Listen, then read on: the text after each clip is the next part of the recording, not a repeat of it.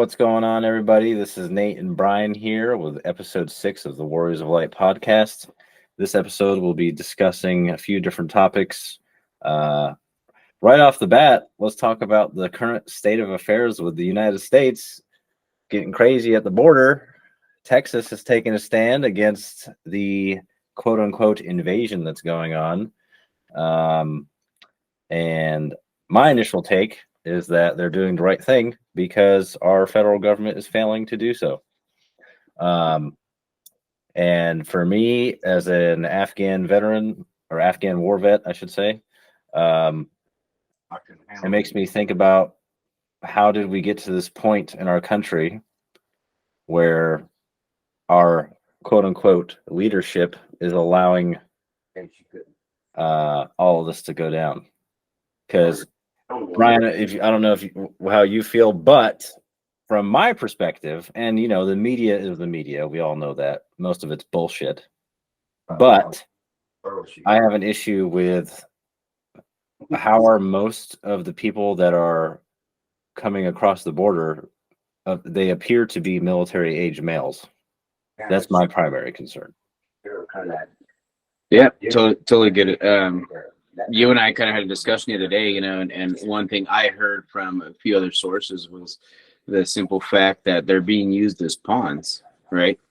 For distraction, right? And so you think about, like, again, you and I've talked about this, and again, I'm not political in the sense of like, oh, it's got to be one side or the other, any of that kind of stuff. My thing is I'm simply saying, like, our government, our current government, like, regime, they're all about their own agenda, right? And so right now they see everything, not even right now, in the last few years, they see everything crumbling for them. So they're going to do anything they can to reach for that last straw, right? So what's another ploy? Anything for distraction. Let's get people against each other for race, for religion. Now we're going to have border. Let's have border issues, and let's let everybody in, right? But at the end of the day, like I tell people, like, you and I had that conversation. I know everybody thinks different about this. Like, there are people that come across our borders that come here and they want to do better. They want to do good. They want to have a better life. But at the same time, then you have the others that come across and they're like, they're going to come over here and just bring negative energy, negative life to this country, right? My thing is why is it that now our country, it's so funny. Think about this. Okay. Just hit me right now. Not just hit me, but this has obviously been pretty apparent for the last God knows how many years.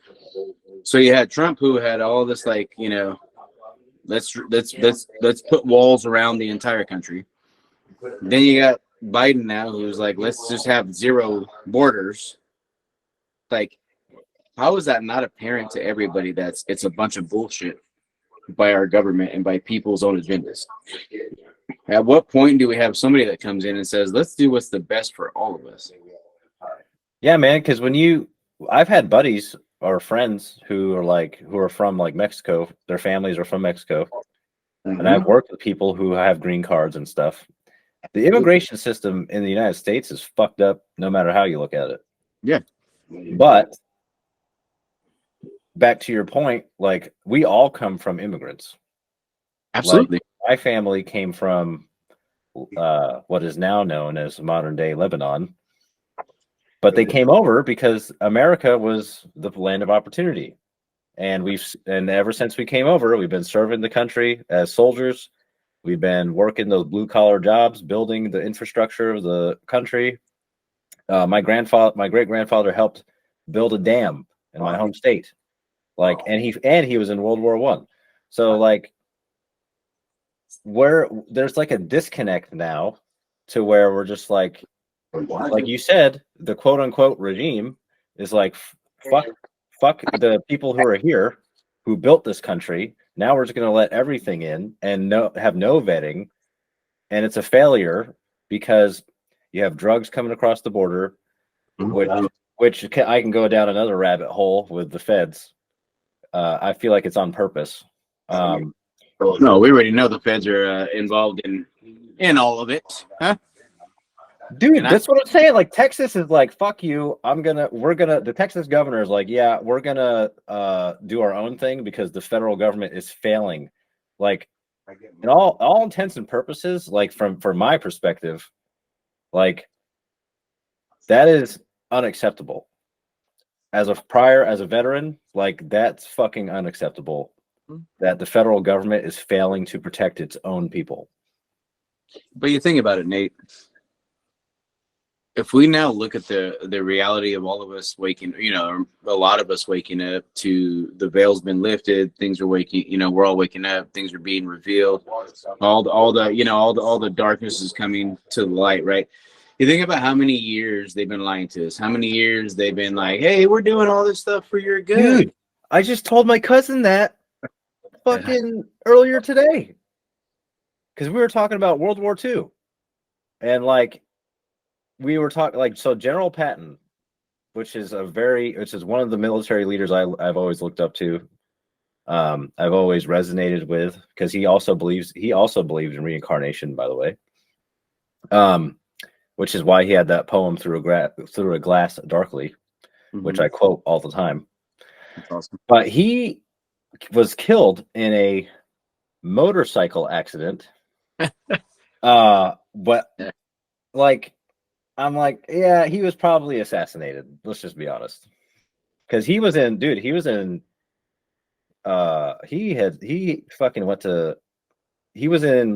whatever wars was before World War I. I can't remember the name of it right now. I think it was the Spanish American War, something like that. Oh yeah. And he was in World War I and World War II.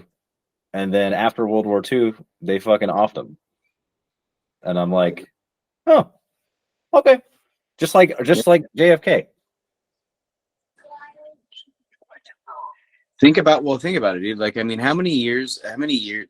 for years, think about how long it's been going on, the corruption.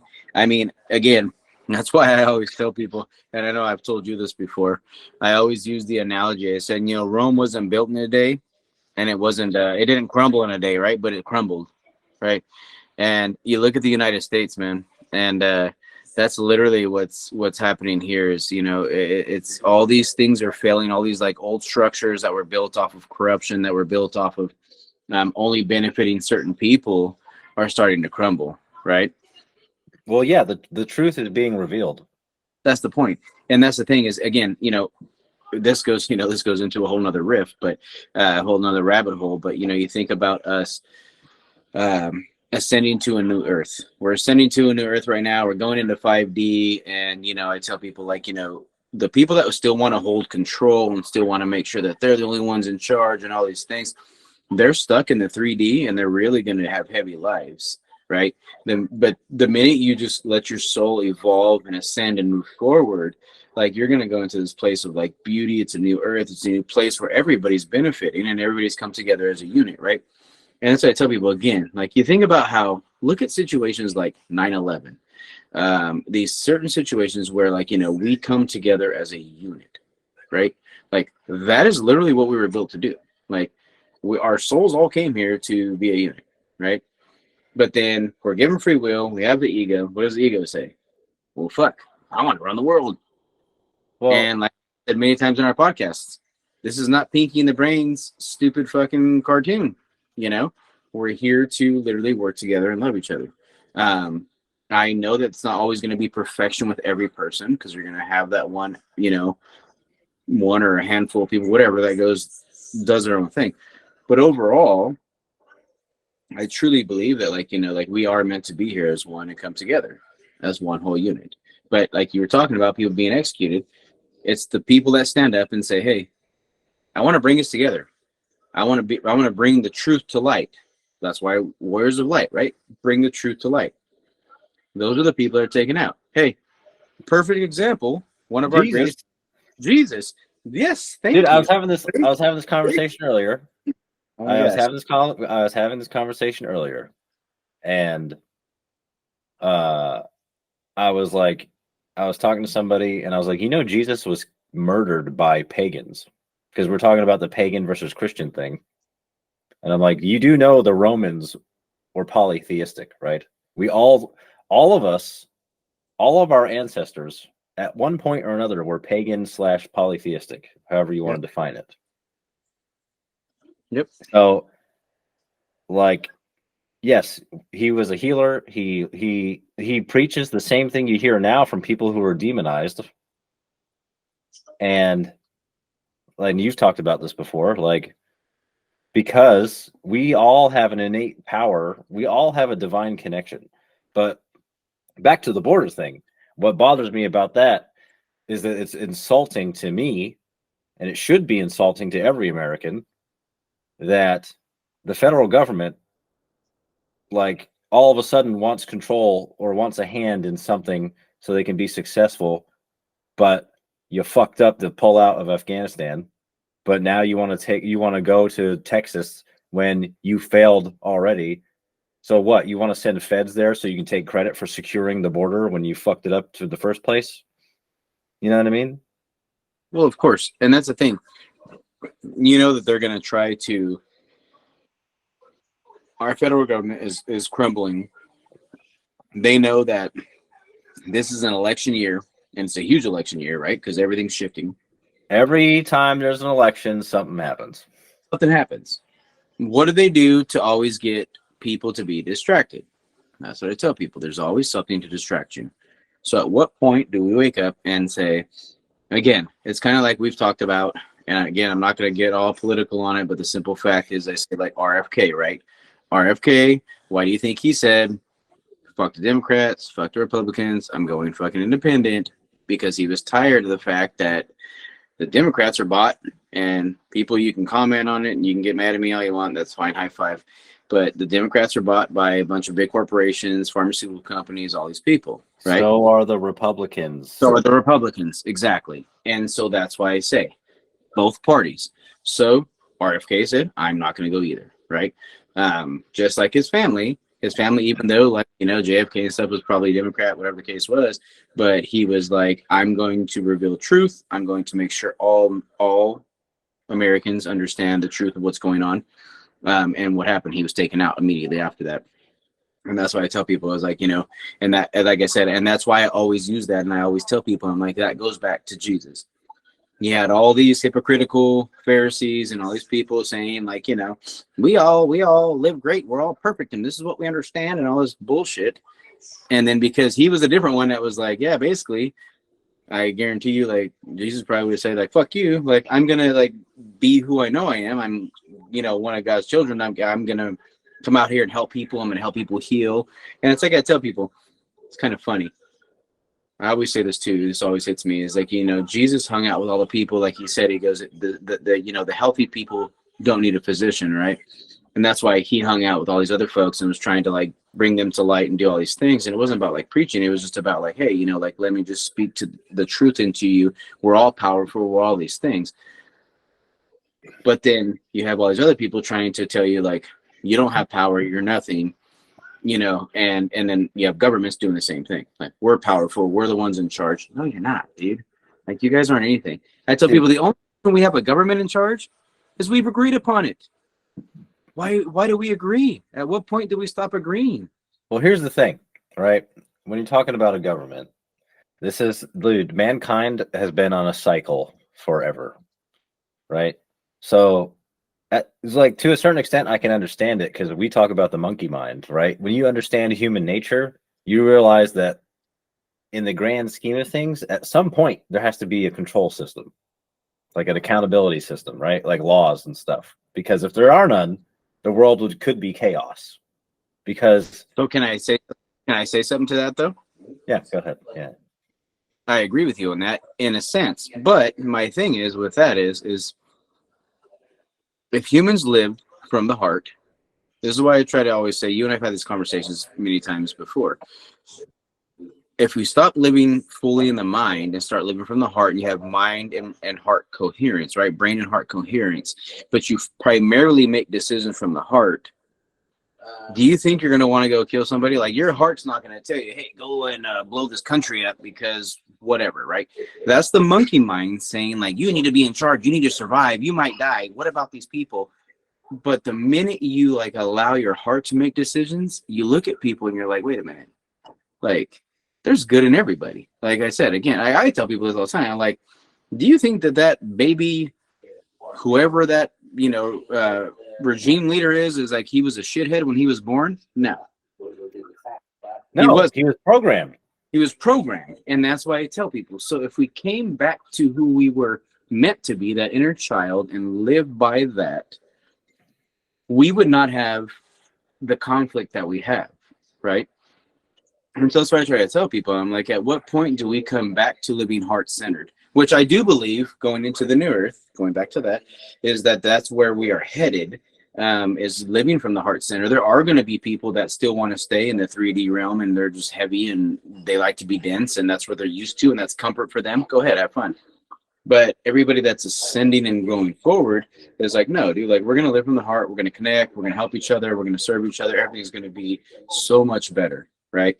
Well, that's the thing. Have you ever seen the movie Nefarious? No, I haven't. You gotta watch that damn movie, man. Because the way they did, dude, the elites, Hollywood, they did not want that movie to come out because they speak truth. Like, if you believe in God and the devil or positive and negative energies, they speak the damn truth in that movie. Because basically the concept of Nefarious is that this demon, which has overtaken this prisoner and made him do evil things his whole life. But he talks about society as a whole. So he's like, God made you in his image, but he's speaking from the demon or devil's perspective, like, we remade you in ours, because it's a war between heaven and hell, basically.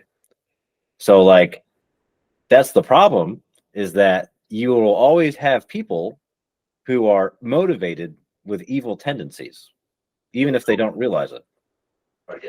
And I totally agree with you. But that's kind of like the conversations we probably had on here before, but you and I've had for sure, is, again, we all have the good and bad wolf inside of us, right? All of us do. Like, it doesn't matter. The dark and light, the yin and the yang, and it's finding the healthy balance. So you think about, like I tell people, so you have spirit and you have freedom, right?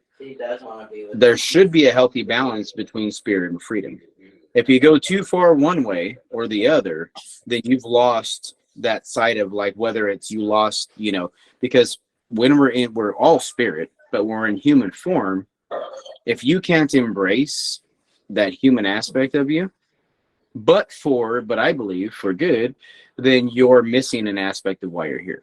Well, that's what we've talked about before. That's what's difficult about the whole border thing, because I believe everyone has the right to have a beautiful life. And as humans, if we just put aside our monkey mind, we could all live in fucking harmony. But 100%.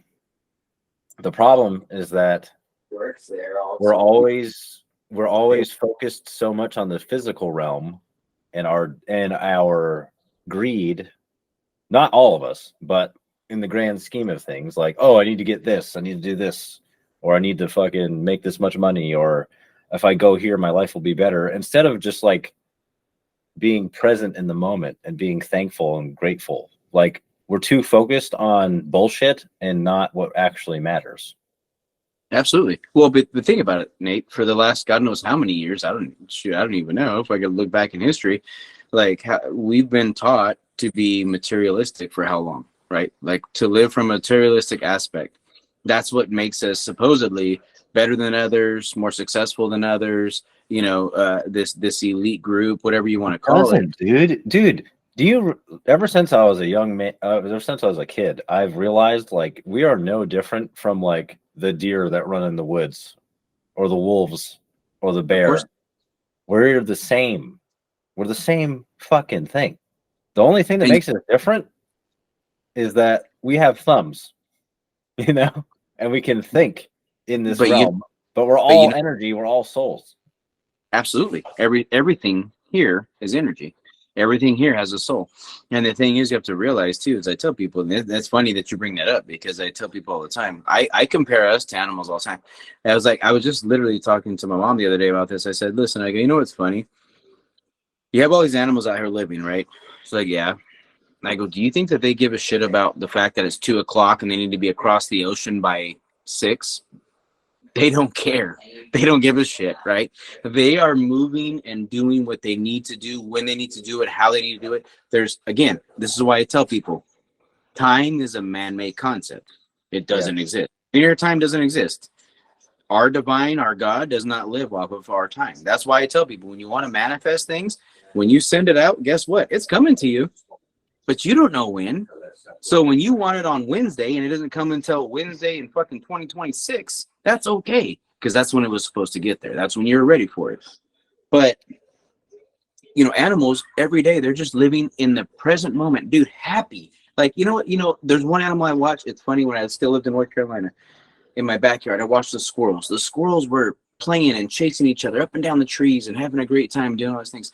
Do you think they gave a shit about what day, what time, or any of that it was, or how nice their nest looked compared to their neighbor's nest?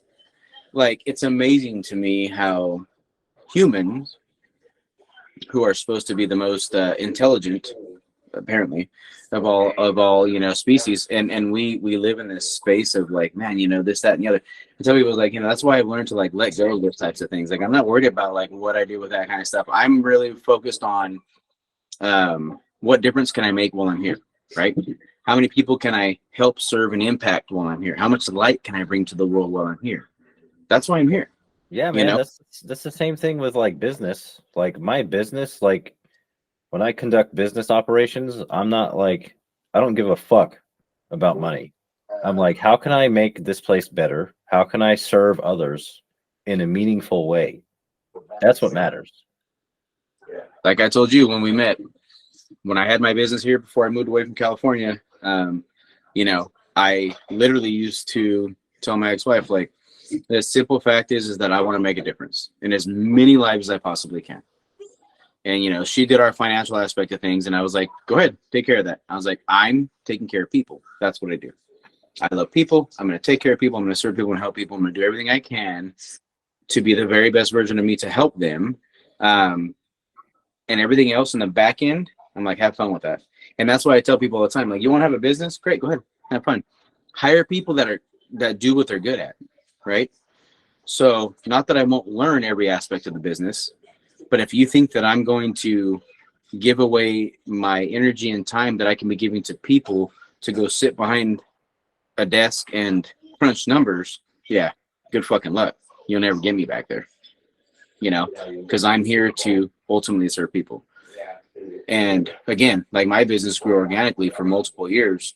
I didn't do any advertising. I didn't do any of that shit because I just said, I'm just going to serve people with all my heart and let it grow, and it did, thankfully, And that's the beauty of being, and I hate to go back to the, I guess you could say, political realm, but to be fair, that's the beauty of being in the United States, is that you still have that opportunity.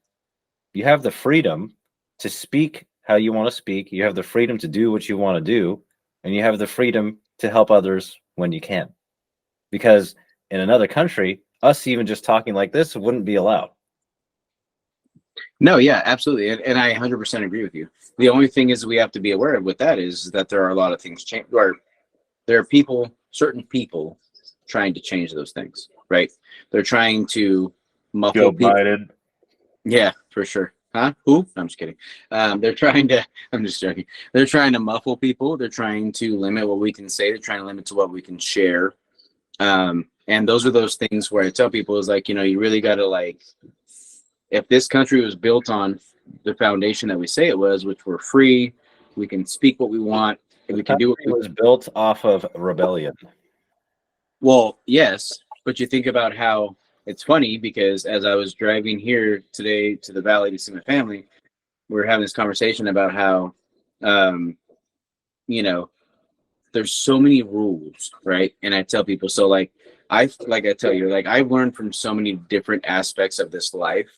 And especially in the last like 7-8 years of my life, like 7 years, I guess you could say, like me, like growing into different like spiritual teachings, like the Tao speaks out that the more rules you create, the more rule breakers you bring forward. right? Because we're not here to be put in boxes. And so I tell people, like, what drives me nuts, my spirit, that's why I now realize my spirit's always been driven nuts by that, is that we have in many different areas of not just this country, I'm sure in the world, but trying to put everybody in a box, right?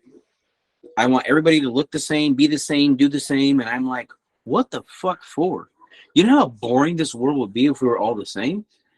I'm like, my God, I'd rather us all be different and all of us have different, like, I'm not saying you're not going to have people similar to you. Of course you are. Because we can all learn from each other. That's the Of course. whole point. Learn a new culture, learn a new language, learn a new way of being, learn freedom. Like, I was telling my mom, we were having this conversation. I said, that old American way of thinking where it's like, hey, get married, have 2 kids, and have the white picket fence and have a career for 50 years. I'm like, that shit to me makes me want to vomit. Like, I love my kids. I love my family. I'm not saying that I don't want to, like, one day be married again, because, yeah, I got divorced, a year ago. But I'm like, if you think that I just want to be in this one fucking spot for 50 years and never do anything, dude, as a paramedic, one of the things I saw at the end of life with my patients was literally, I had patients that came to me that were like, I did this, this, this, and this. I lived all these different things. They were like, I don't regret anything. I love my life. Then I had the patients that were like, hey, I lived in this box for all these years. And they're like, I wish I would have tried different things. They're like, I wish I would have done this or tried this. This was in my heart. And I'm like, see, this is where, like, it taught me. I'm like, man, I will never wake up one day and be like, God damn, I was married to this person for 50 years for no reason I didn't even want to be. Or I was in this position over here for this career for 40 years and couldn't stand it. No, like, that's why I always tell God, what do you want me to do? Where do you want me to be? Who do you want me to be with? Like, lead me. Because then, dude, you never know. That's why on my social media, I have a picture that says, God will steer the boat, but you must row. Yeah. So what that means is you are responsible for the actions that you take. God will show you the signs. The angels, the ascended masters, even your ancestors will come through to you sometimes if you're open. Absolutely. But you have to do the work. Well, it's like I tell you, like, so, hey, and you and I have talked about this before on the podcast. What is the work, though? The inner work. Yes. Right? You have to, dude, that's exactly like, for me personally, that's what I've been going through, is you have to be able to shut off that monkey mind and just fucking look within. Mm-hmm. And just be like, okay, what is this? And a part of that comes with acceptance of the situation that you're in, dude, so that you can move past it. 100% truth.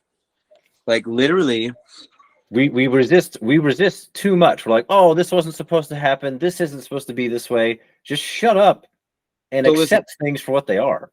So listen, I post things. I'm sure you see it. You're on my Facebook, but I post things on Facebook all the time. Positive quotes, positive things that are meaningful to me, and I share them in the hopes of sending out positive energy and being meaningful to somebody else. And thankfully, sometimes I get messages back, and they're like, "Oh my God, like that hit me today." I'm like, "Perfect, that's awesome. That's why I sent it." The one I sent today was simply was embrace everything that comes to you, because literally, it's all trying to help you. Like, even when it looks like the shittiest situation, because I've been through many, where I'm like, it's seriously like where I look like not now, but like 10 years ago, maybe a little more. I would look at the certain situation and be like, this is bullshit. Like, why am I going through this? Like, and no matter how spiritual I was, because I've always been connected, I've always felt my spiritual connection to God since I was a kid. But I would literally like have this like question, why am I going through this? Like, this is bullshit. Like, I have such a good heart, like blah, blah, blah, whatever. Right. And it's like, it's a victim mentality, because yes, I have a good heart. I have good intentions. I've made many mistakes not with the intent to make those mistakes, but because I just was acting off of hurts and living off of hurts and those things and traumas that I didn't know about. But now I realize that everything I went through and go through is trying to help me grow and be to this like better place. Right. And because I look at it that way now, I'm like, damn, I'm like, I'm always being helped. This is amazing. You know? Dude, life looks different when you look back on things and you finally kind of like awaken and you realize like, oh shit, I've been led this way. I've been guided. Someone's been watching over me or something has been guiding me my whole life. And when you realize that, it's beautiful. Absolutely. And you know, like I think well, you and I have talked about this, but I believe, and I don't know everybody believes this way, but I do believe that we have um you know, like divine angels and divine guides that lead us, like, you know, these very high angels that lead us all the time in every aspect of this life. Like they never leave us, they're always just leading us through this experience, because our soul agrees to come here with a soul kind of blueprint, and so we're trying to come here and experience things and learn and grow. So we have these angels that are leading us, because it's like we've talked about before. Yes, we have free will, right? But I think when we're always on our path, but I think you can take, you know, detours and things like that. And I tell people, listen to your intuition, which is your angels speaking to you, because when you start to go off that path a little bit, you start taking that detour, like whether it's in a relationship, a career, you know, whatever it is, you feel that nudge. Like there's a little nudge, like, yeah, go back this way. Hey, probably don't take that job. Hey, wait a minute, don't go date that person. And you and I talked about this earlier, and but our monkey mind comes in and is like, you know, wait a minute, like that chick's really hot, I should probably go out with her. And I was telling you about that. I was like, you know, I said I'm so grateful to God that I've grown beyond those things, because now when I feel it, because before, oh my God, I would have been out with every one of them, right? And I'm just being vulnerable and honest. But now it's like when those types of things come up and I feel something like nudge me and be like, hey, something doesn't feel right, I just immediately listen. I'm like, okay, cool. And I cut it off. I'm done. And I'm okay with that. Like, I'm okay with the fact that, you know, because a lot, you know, I know our monkey mind, that goes for all of us. This is not putting anybody down, but, you know, our monkey mind tells us, you don't want to be alone. You don't want to do this. You don't want to do that. So you get into the wrong relationship. You go into the wrong, you know, you want more money. You go into the wrong career, you know, whatever it is. And then all of a sudden, like, you know, you find yourself in places where you're like, damn, I knew I shouldn't have been here. You know, you know how many times relationships I ended up in where I was like, ha, that's funny. I felt that I wanted to date this person. Or I had someone tell me from the outside, which I tell people, God speaks through people, right? Through many things. I had people tell me like, are you sure about this? Oh yeah, man, I'm sure. This is going to be great. And they're like, well, I see the opposite, but that's fine. Go ahead. And then it's like, shit, that free will took me right into where I shouldn't have been. So that's the thing is our monkey mind sometimes takes over our intuition. Sometimes we don't know. It takes, I've found it takes time to learn to listen to your intuition. Oh yeah. Because we're programmed to listen to logic and reason or how we feel. But you also need to be able to learn and to be open to what the divine is telling you, God or the universe, or if something doesn't feel right, then don't fucking do it. Absolutely. No matter what it is. No matter what it is. Absolutely, because we're always being directed. Like, you got to think, man. That's what I found. I've been guided. I've realized I've been guided my entire life, and every single now one. Now that I'm in my 30s, I'm like, holy shit! And I think back to my childhood. I'm like, I've been guided my entire life, and now I realize it. But at the time, I didn't. You're so old. It took you so long. No, I'm kidding. I'm totally kidding. It's literally taken me to like my late 30s and early 40s to like really see it all clearly. And I'm like, oh my gosh. But that's the thing, dude, is like we talked about when we were talking on the phone earlier. It's like, for me, I've always been an outsider, or how I was telling you about the concept that God will isolate you. And I've been isolated for a long time.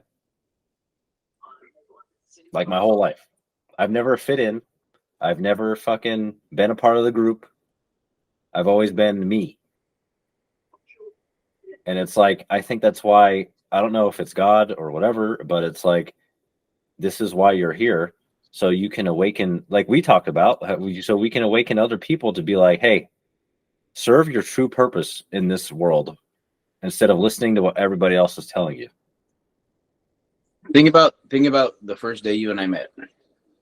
I know we've talked about this in probably in the first episode or maybe the second, but you know, in the first 5 minutes of our meeting, we knew that our souls understood each other. Like it was just 5 minutes, boom, and I was like, you know, and I was supposed to be there for an interview to hire you as my assistant. I'm like, dude, this guy is freaking amazing. Like, yeah, oh yeah, he's hired. Like, I don't even care about that.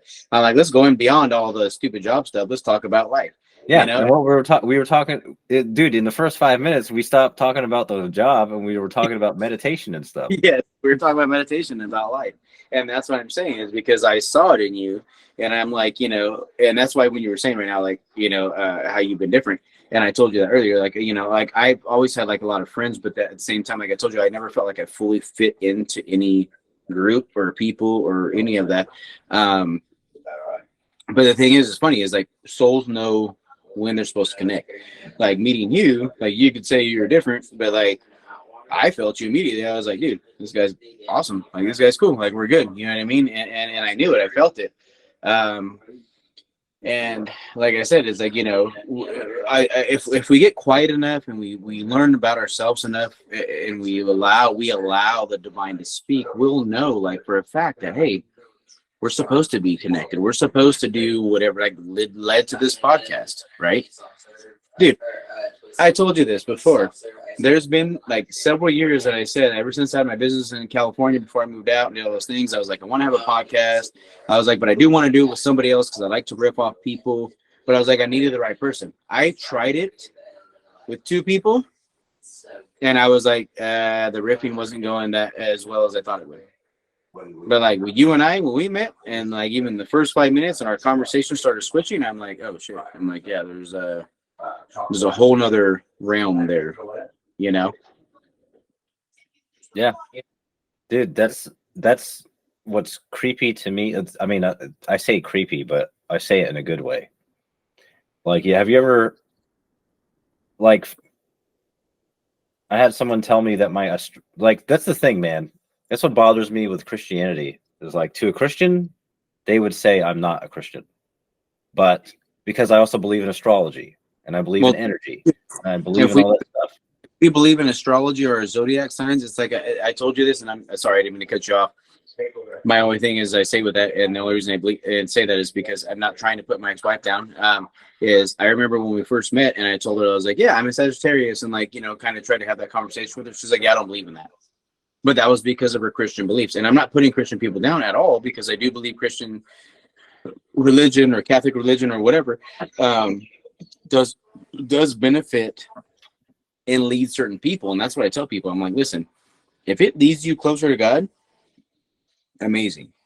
But if it's hindering your growth because of the rules and regulations and all the shit they put on you, then why don't you open up your mind just to see like, hey, and your heart especially, what else can you learn from? You know what I'm saying? Like, what I was going to say is it's in my apparently it's in my astrological chart. And I've always had a connection with nature. I've always had a connection specifically with animals. And in my astrological chart, it's like whenever apparently, it doesn't matter what animal it is, whenever I see an animal, it's like meant to happen. It could be like a bird on the mailbox or like a frog. And it's like, yes. Like today, when I told you there was like 6 cardinals in my front yard, simultaneously, there were about 6 cardinals in my front yard, and in the backyard, there are about 7 to 8 robins in the back. That's awesome. And then when I went to bring my son, I brought my son to get a haircut, and there was this little, I don't know what it's called. I got to look it up. But it was this little bluebird that was on my mailbox, like looking at me though. Like, hey, buddy. And then the other day, I shared it on my social media. I don't know if I shared it to our YouTube, but I had a whole family of deer. I was pulling out of the driveway with my truck, and this freaking deer, this whole herd of deer were walking through my yard, but the leader, which was a doe, a female, she was looking straight at me, like through my window. And I rolled down my window. I was like, hey, like it sounds crazy. I talked to him. I don't care. I'm like, hey, how are you? You're beautiful. and they're just looking at me, and then they turn around and they all walk back into the woods. And I'm like, that's a sign from my guides. That's how I take it. Absolutely. I think that's a beautiful thing. That doesn't sound weird at all, because I talk to animals all the time. You know, I had, we go back to deer. It was several years ago, but when I was, my ex-wife and I and my younger sons were, we were up in Yosemite. We're still living here in California. And we were up in Yosemite, and we were on one of the hiking trails. And there's multiple people coming down the trail. And I remember there was this little, like, I don't know, probably about 3-4 deer together. And I remember just like, they're all looking, and I just kind of like, I stopped, I went to the side of the trail and knelt down, and I just put my hand out, but I didn't say anything, I didn't do anything. I didn't have food, I have nothing. And one of the deer came like within probably like 2 to 3 feet of my hand, like almost like it was trying to sniff my hand, right? But it came that close, and I didn't move. I just sat there. I was just like, and I was in shock. I was like, oh my gosh, like, it's that close, you know? And it literally came in, and then it kind of like sniffed, and then it just gently walked away back to its family. And I was just like, man, I was like, that's so crazy. I was like, but to me, that was beautiful. You know, it was a beautiful experience. And I loved it. And I'm like, you know, but, and then the other thing is like, well, you and I talk about these things all the time, but last week when you and I were on the phone and I was moving my dad into his place, I told you I was standing in the front yard, and I told you that couple was walking by with a little puppy. And literally the puppy like just stopped walking, sat down, and looked at me with his head sideways. And I'm over there like looking at it and talking to you, and I'm like, and the girl almost tripped over it, and she's like, what are you doing? Like, and like the guy was like, he's never done this. And he just like sat there. He just sat down, just looking at me with his head turned, you know. And I'm like, hey buddy, hey, what's up? You know, and good to go. And then like they kept trying to pull him, like, come on, and he took up, but he was like happy to be there. And I was like, what in the world? I'm like, well, that's what I'm saying, man. Like I believe that's why I think that maybe that's why we connected so much in the first 5 minutes, because I think we were sent here to do the same thing, which is to heal people, to heal the world. I think because I see signs about that all the time. I'll be like, oh, what's the synchronicity mean? I'll look it up, and it's like your life purpose involves healing.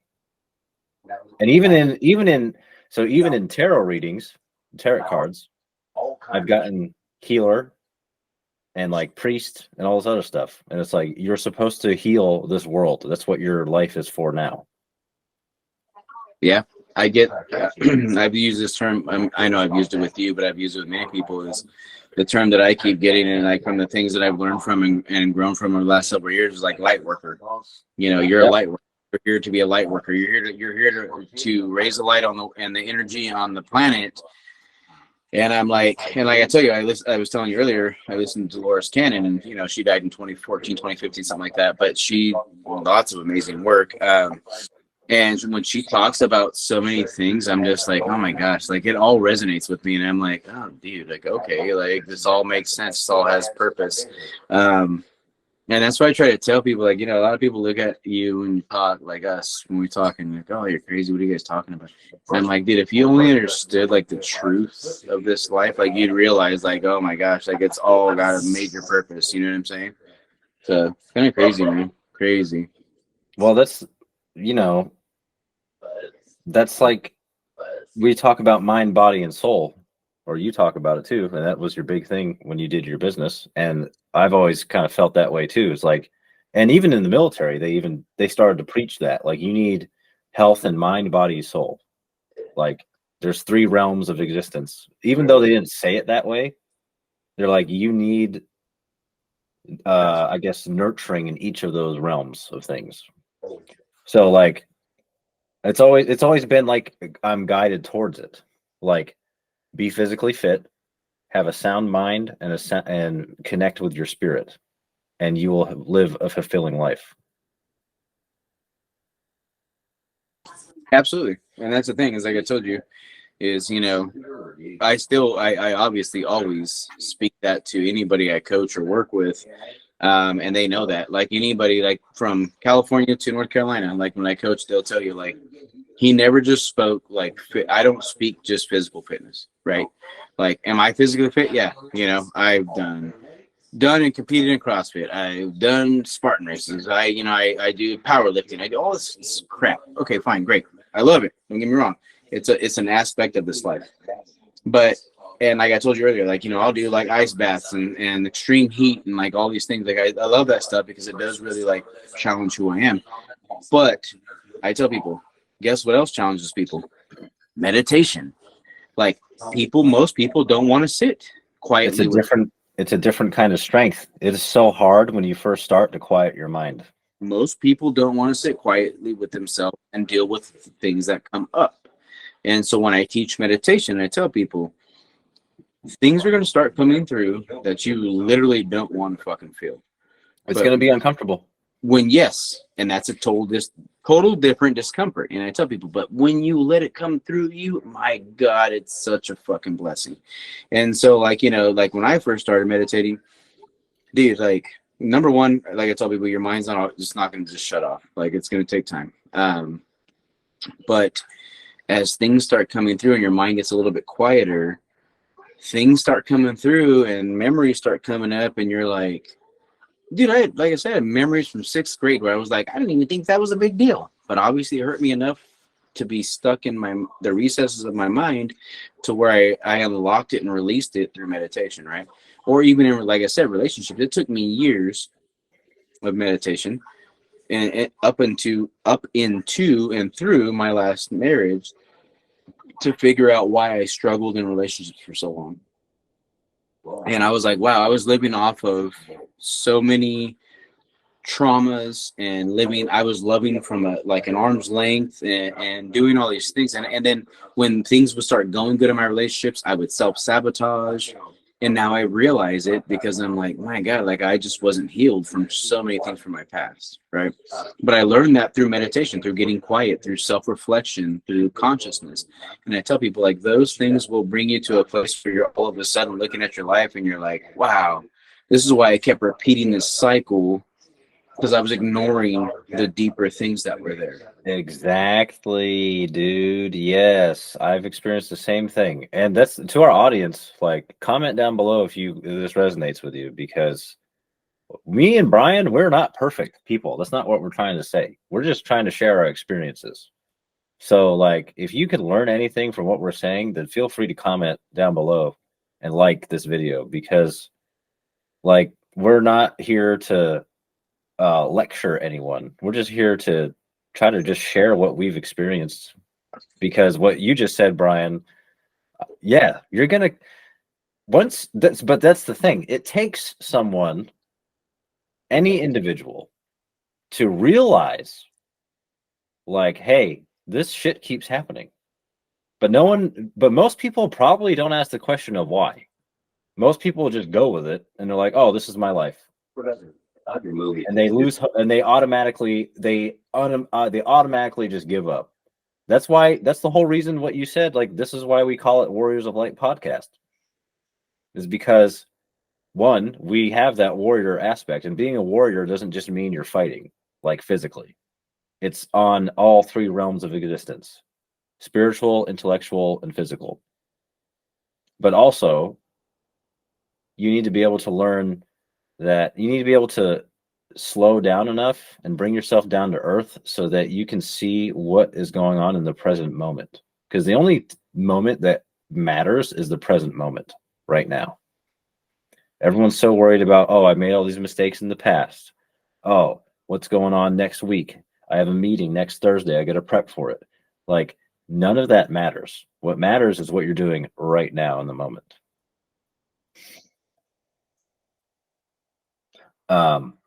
But yeah, so it's just crazy, because going back to the animal thing and the spiritual realm, when I was in the military, we did a personality test because we were being evaluated for a certain position.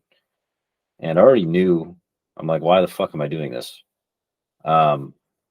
And it already told me like, oh, you're an introvert, but you're a hard charger, you're a leader, blah, blah, blah. And it's because, yeah, I fucking know. And then years later, we did another personality test, and I was the only one out of a group of fucking like 30 people There was a personality test, and I was the only one that got spiritual. So what we talk about, Brian, is apparently not very common. It's becoming more common now, but it's not. There's still people who don't have any idea what the hell we're talking about. They'll be like, "Oh, you're the devil because you believe in tarot readings and the fucking zodiac signs." But you know, fucking the only way is Jesus. Like shut the fuck up, open your mind, and just question everything that happens, because that's how you learn. Like, oh, Adam and Eve. Oh, so you're telling me two people fucking had sex and gave birth to the whole human race? Shut up. You know what I mean? Like, or Well, oh, you're fucking like when you read Genesis, it's all about fucking incest. wow. No, dude. I was like, dude. So I went to. So here's a little bit about me. My parents sent me. They didn't baptize me. They didn't force anything on me. I've never been baptized, by the way. But they did send me to Catholic school. Parents incest. Oh, fucking no, no, I'm no. kidding. But my parents did send me to Catholic school when I was young. When I first started school, I was there for preschool, kindergarten, and first grade. I got in trouble all the fucking time. I was always getting in trouble. You're a recovering Catholic. Well, not really, because I never fell into it. I actually cursed God when I was a kid, but that's another story. But anyway, I always got in trouble because I was chasing girls. I wasn't listening to the rules. I was fucking like, my mom was like, you even fucking like, you were playing King of the Mountain or whatever it's called, right? King of the Hill. There you go. And I wouldn't let any of the girls play because I'm like, well, you can't be a king. You're a girl. But like, that's the thing, is like, you can still be rebellious. With a heart on all day long. It's usually what I found is it's usually the people who are the most rebellious are the ones who start to, as they age, awaken more so, because you're not just set into this guideline of thinking. So, not to cut you off, but to kind of riff off that, there's a guy, Dr. Gilbert. He's on Gaia and he's on multiple different channels. And I literally was finally listening to one of his deep talks recently on Know Thyself podcast. The Know Thyself podcast is a really good podcast too. And he was talking about those aspects, like, you know what I mean? Like, just like, yeah, it's just crazy, man. It's like, you know, it's I completely lost.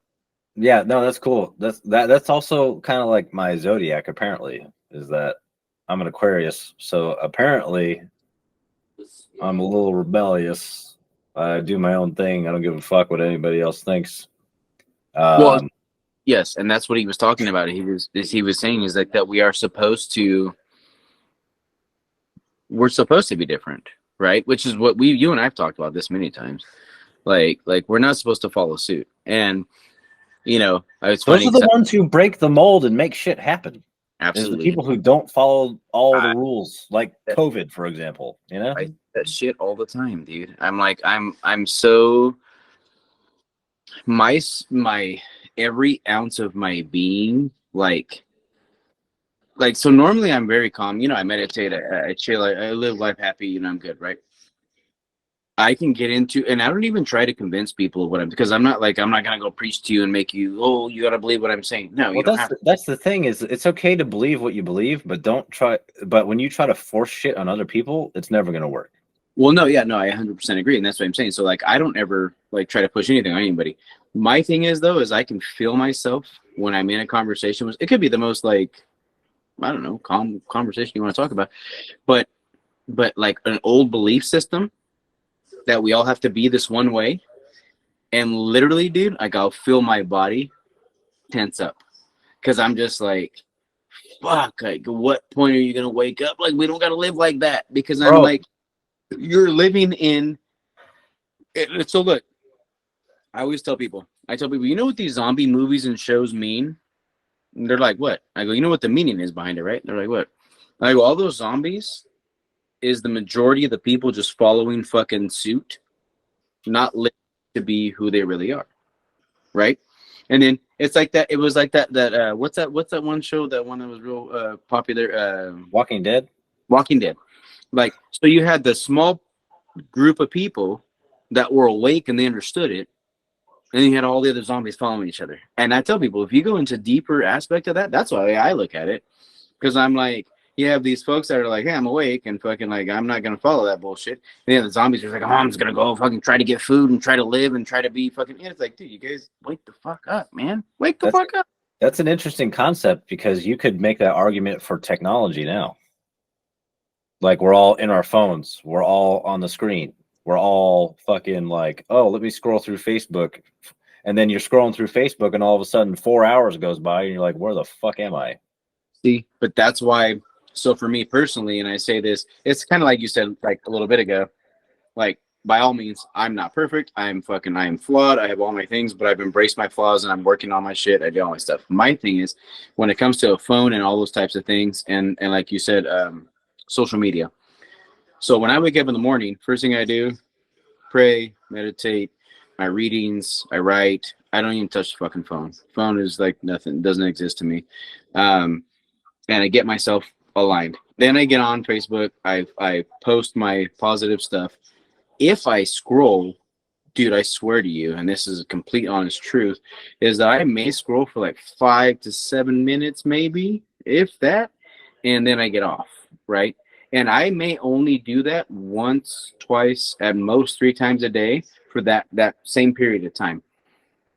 I don't know why, but I've learned like for myself is that I don't want to be on social media all day. I don't sit there and watch shorts all day.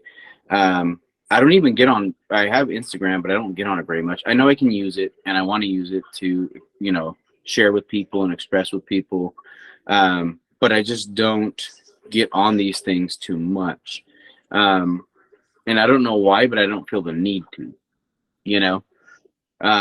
and so, yeah, like as I've continued to grow and do these things, I'm like, yeah, because I have had people that I've worked with who they'll tell me they're at 3 a.m. scrolling their phone, and they're like, I can't sleep, and I'm like, you're scrolling all this stuff, and then they'll come to me as a client at 5 a.m. They're exhausted, and I'm like, what were you doing all night? Well, I was just scrolling. Why? Well, I couldn't get my brain to shut off. Well, what about meditation? Well, and they always have a reason why, which the reasons to me are invalid, but whatever, it's fine. And then the other thing is how influenced people are by social media. Like I believe, don't get me wrong, I believe like positive influence on social media should be like freaking boom, go, go, go. Let's uplift each other, right? The problem is that we have all these people watching their friends or whoever posting all this stuff on their social media. And this is what I talk about with authenticity. You have a bunch of inauthentic people posting pictures and things and being like, look at my family, we're perfect. And then I see them an hour later and they're ready to shoot themselves. Yeah. You know what I mean? Seriously, you know what I mean? No, I know exactly what you mean. Yeah.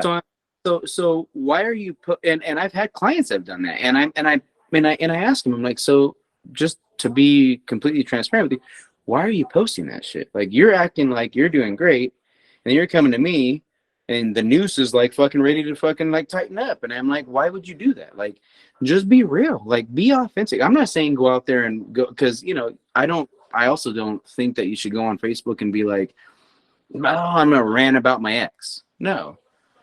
But if you need help, go onto social media and send out a message, right? On your feed, like without feeling bad about it. Send out a message and be like, hey, I'm having a really hard time. I'm going through some really tough stuff right now. Yeah. Right.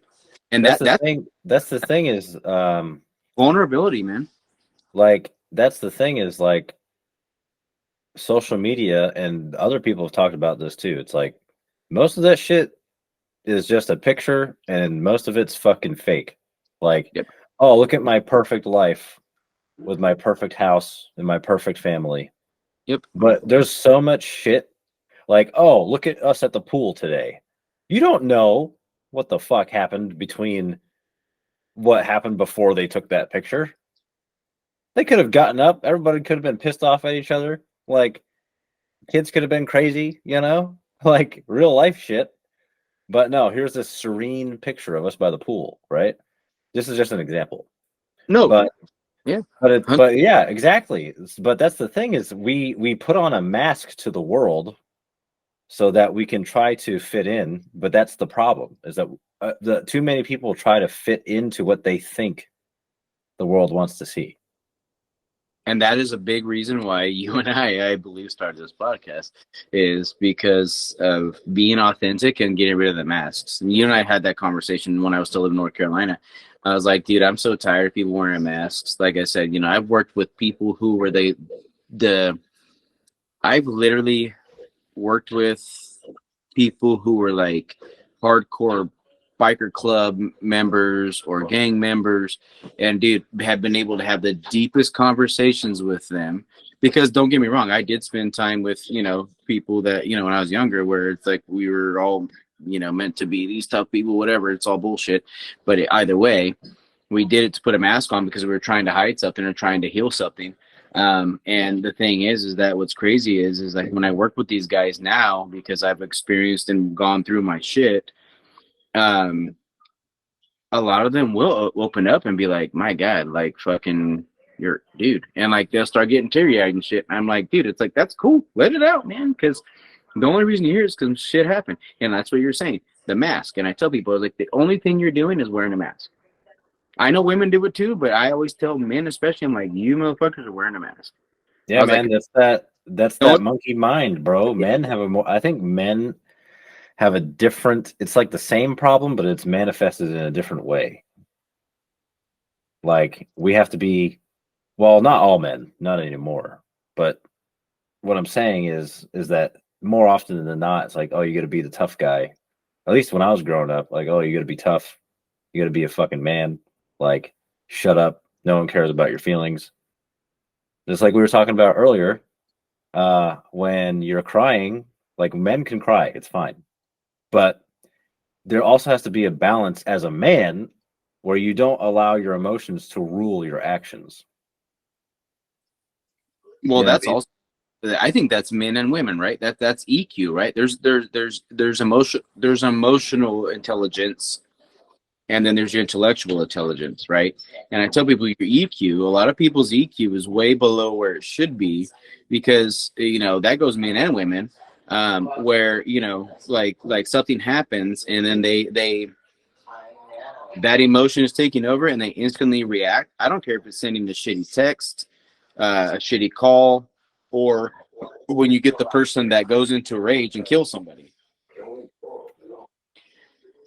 Like, you're literally living out of your emotional intelligence, right? Like, because you can choose to be emotionally intelligent and fucking like stop yourself in the middle of any situation and be like, fuck, I maybe I've told you these stories, but I think about when I was younger, quite a bit younger, I would say, all the way down to like 16, and then into my probably like very early, probably like very early 20s, where I was like, real ready to knock people out every second that they said something that just bothered me, and then fucking like, then I got to the point where I was like, and then my friends and I remember, like, I was a brand new paramedic. I was very young, all these things, whatever. We'd all go not to parties, to bars and stuff like that. And I'd be the one breaking the fights up. Like, if I had friends that were like over there, like, oh, trying to still be Mr. Macho Man. And for some reason, I just gained my emotional intelligence in those points where I was just like, hey, are we here to like fight and act like we're bozos, or are we here to like meet women and have fun? And, and then like, even the other guys that I didn't know, they're like, yeah, you're right. Yeah, you're right. Yeah, let's have a good time. I'm like, no shit. That's why we're here, dude. Like, we're here to have a good time. Like, I know for a fact that I didn't come to the bar to find somebody to fight with. You know what I mean? Like, I did enough of that when I was younger. I was like, I don't need that now. Like, I'm good, Like, you and I have talked about, my warrior very much exists in me. And I like when he doesn't wake up. but he does wake up when he needs to, you know, and I just try my best to tell him like, hey, no, we don't need that. It's Well, okay. well, that's what I mean. That's what I mean. Because if you look, I've studied and have followed people like Jordan Peterson for a long time, and he discusses the concept. And the reason why I say men is because Jordan Peterson has studied psychology and taught psychology for ever. Yeah, a And long he's like, as a man or a male, men are more prone to aggression and violence than women. No, of course. It's just how we're built. It's like how we're engineered. So what I mean when There I are say Oh, what I mean when I say emotional, if we allow ourselves to be ruled by our emotions, the world would be in chaos as men. Because most of the time, if we let our emotions rule us, we're going to become violent. We're going to fight people, right? So that's what I mean. I'm not saying women can't do the same thing, but it's more prone in men. Oh yeah, absolutely. I mean, and that's the thing is, you know, because why? So I believe there's a feminine and masculine balance Yes. between everyone, all of us. Yeah, I agree. I agree with that. There's a masculine and feminine energy in each and every human. In all of us, in each and every single human being. That's just the soul comes here with that, like into the human form, and we're all masculine and feminine. But I tell people, of course, like typically males take a little bit more of the masculine side, right? Not always, but typically. And then you have the set amount of females that take the more masculine side. But I do agree that most men are more masculine. And I tell people it's that, you know, testosterone that says, hey, you know, I want to fucking rule the world. You know what I mean? I want to, Yeah. and don't get me wrong. I always tell people, I'm like, fucking, it took me in the last, like, especially the last 7, 8 years of my life to come to the place. I've always been very loving. I've always been like, I've always accepted people, always done those things. But I would allow that like masculine side to take over and like, yeah, I'm the fucking best of this and I'm in charge of this and I'm going to win it. You know, I was an athlete since I was fucking, you know, walked out of my mom's, you know, vagina, you know, and I'm like, literally, and I'm like, dude, and I, you know, and I was always like, you know, I'm going to win everything I do. Right. But then I started to figure out over time, you are going to lose and you don't have to have such a fucking ego. And I think I told the story. I don't know if I told it to you or on the podcast, but I'll tell this story just about ego and about like the masculine ego, especially. So one of my buddies and I was a new medic, young guy, 21, I guess, maybe 22 at the most. Dang, old man. Right. And I was a young dude. And I remember like going out, my buddy and I go out to San Jose, California, to go out to these like nightclubs and hang out and meet people, right? Meet these two girls. And we take them out to this like late open restaurant, whatever this night after we got all hung out. And I don't even know why this happened or why it happened the way it did. But we had this conversation where, you know, this girl was like, you know, I don't know. She was just kind of like her ego took over too. And she was questioning this, that, the other. I can't remember. I told her, I was like, what do you do for a living? And she told me like whatever it was. And to me, it was the most basic thing, right? And I was like, well, I fucking save lives for a living. And that was being a brand new, egotistical, like too masculine paramedic, right? Because I was like, oh, I'm over there saving lives, and you're just working in some fucking store or whatever it was, right? And I thought I was something great. And I tell people, I was like, I wasn't, man. I was like, you know, that was just a job I was doing. That's a job that God moved me into for that time. You know? Well, that's what we talked about that before as seasons. Yeah. Well, no, yeah, it's a season of my life. And that's what I say. Exactly.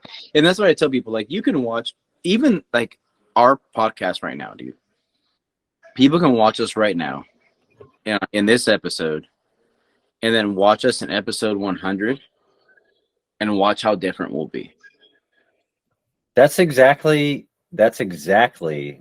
why I resonate with the Sean Ryan show, because I followed followed Sean Ryan since before he even started a podcast. Because his YouTube used to be about weapons and tactics. Mm-hmm. And I've seen him evolve over time, and I'm like, holy shit, bro. But it's crazy. And the reason why I think his stuff resonates with me is because his journey, and I'm not saying that I'm equal to him, but I'm saying the concepts that he discusses and his journey is almost parallel to mine, is what it feels like. Like he went from being that warrior mindset to he found God. And it's weird because him and I seemingly found, like, a lot of people, actually, not just him and I, but during that time period that I was watching, a lot of people found God in that time, which is interesting to me, based on the state of the world, because you get all this crazy shit like, oh, you're a girl, but you can be a boy, or fucking boys can be in girls' locker rooms, and all this other crazy evil shit. Because everything comes through, though, dude. Like, there's always going to be a mass energy that comes through at a certain time, right? And it's like you said, it's like, you're following his stuff, and like you've seen him evolve. It's kind of like I was telling you about Danny Morell's podcast, and I was watching his podcast, and he said he was like, the girl he had on, Isha, I think her name was, very spiritual, beautiful, beautiful podcast this last week. But he said, he goes, if you guys want to follow, like, from when the first podcast we had, he goes, it was about a year ago. He goes, but he like warned everybody. He goes, don't judge us on it, though.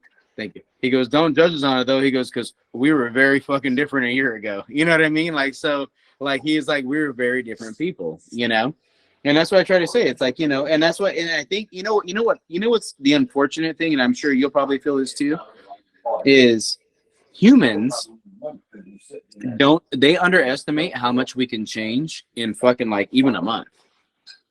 Oh yeah, dude, that's the whole thing with spirit.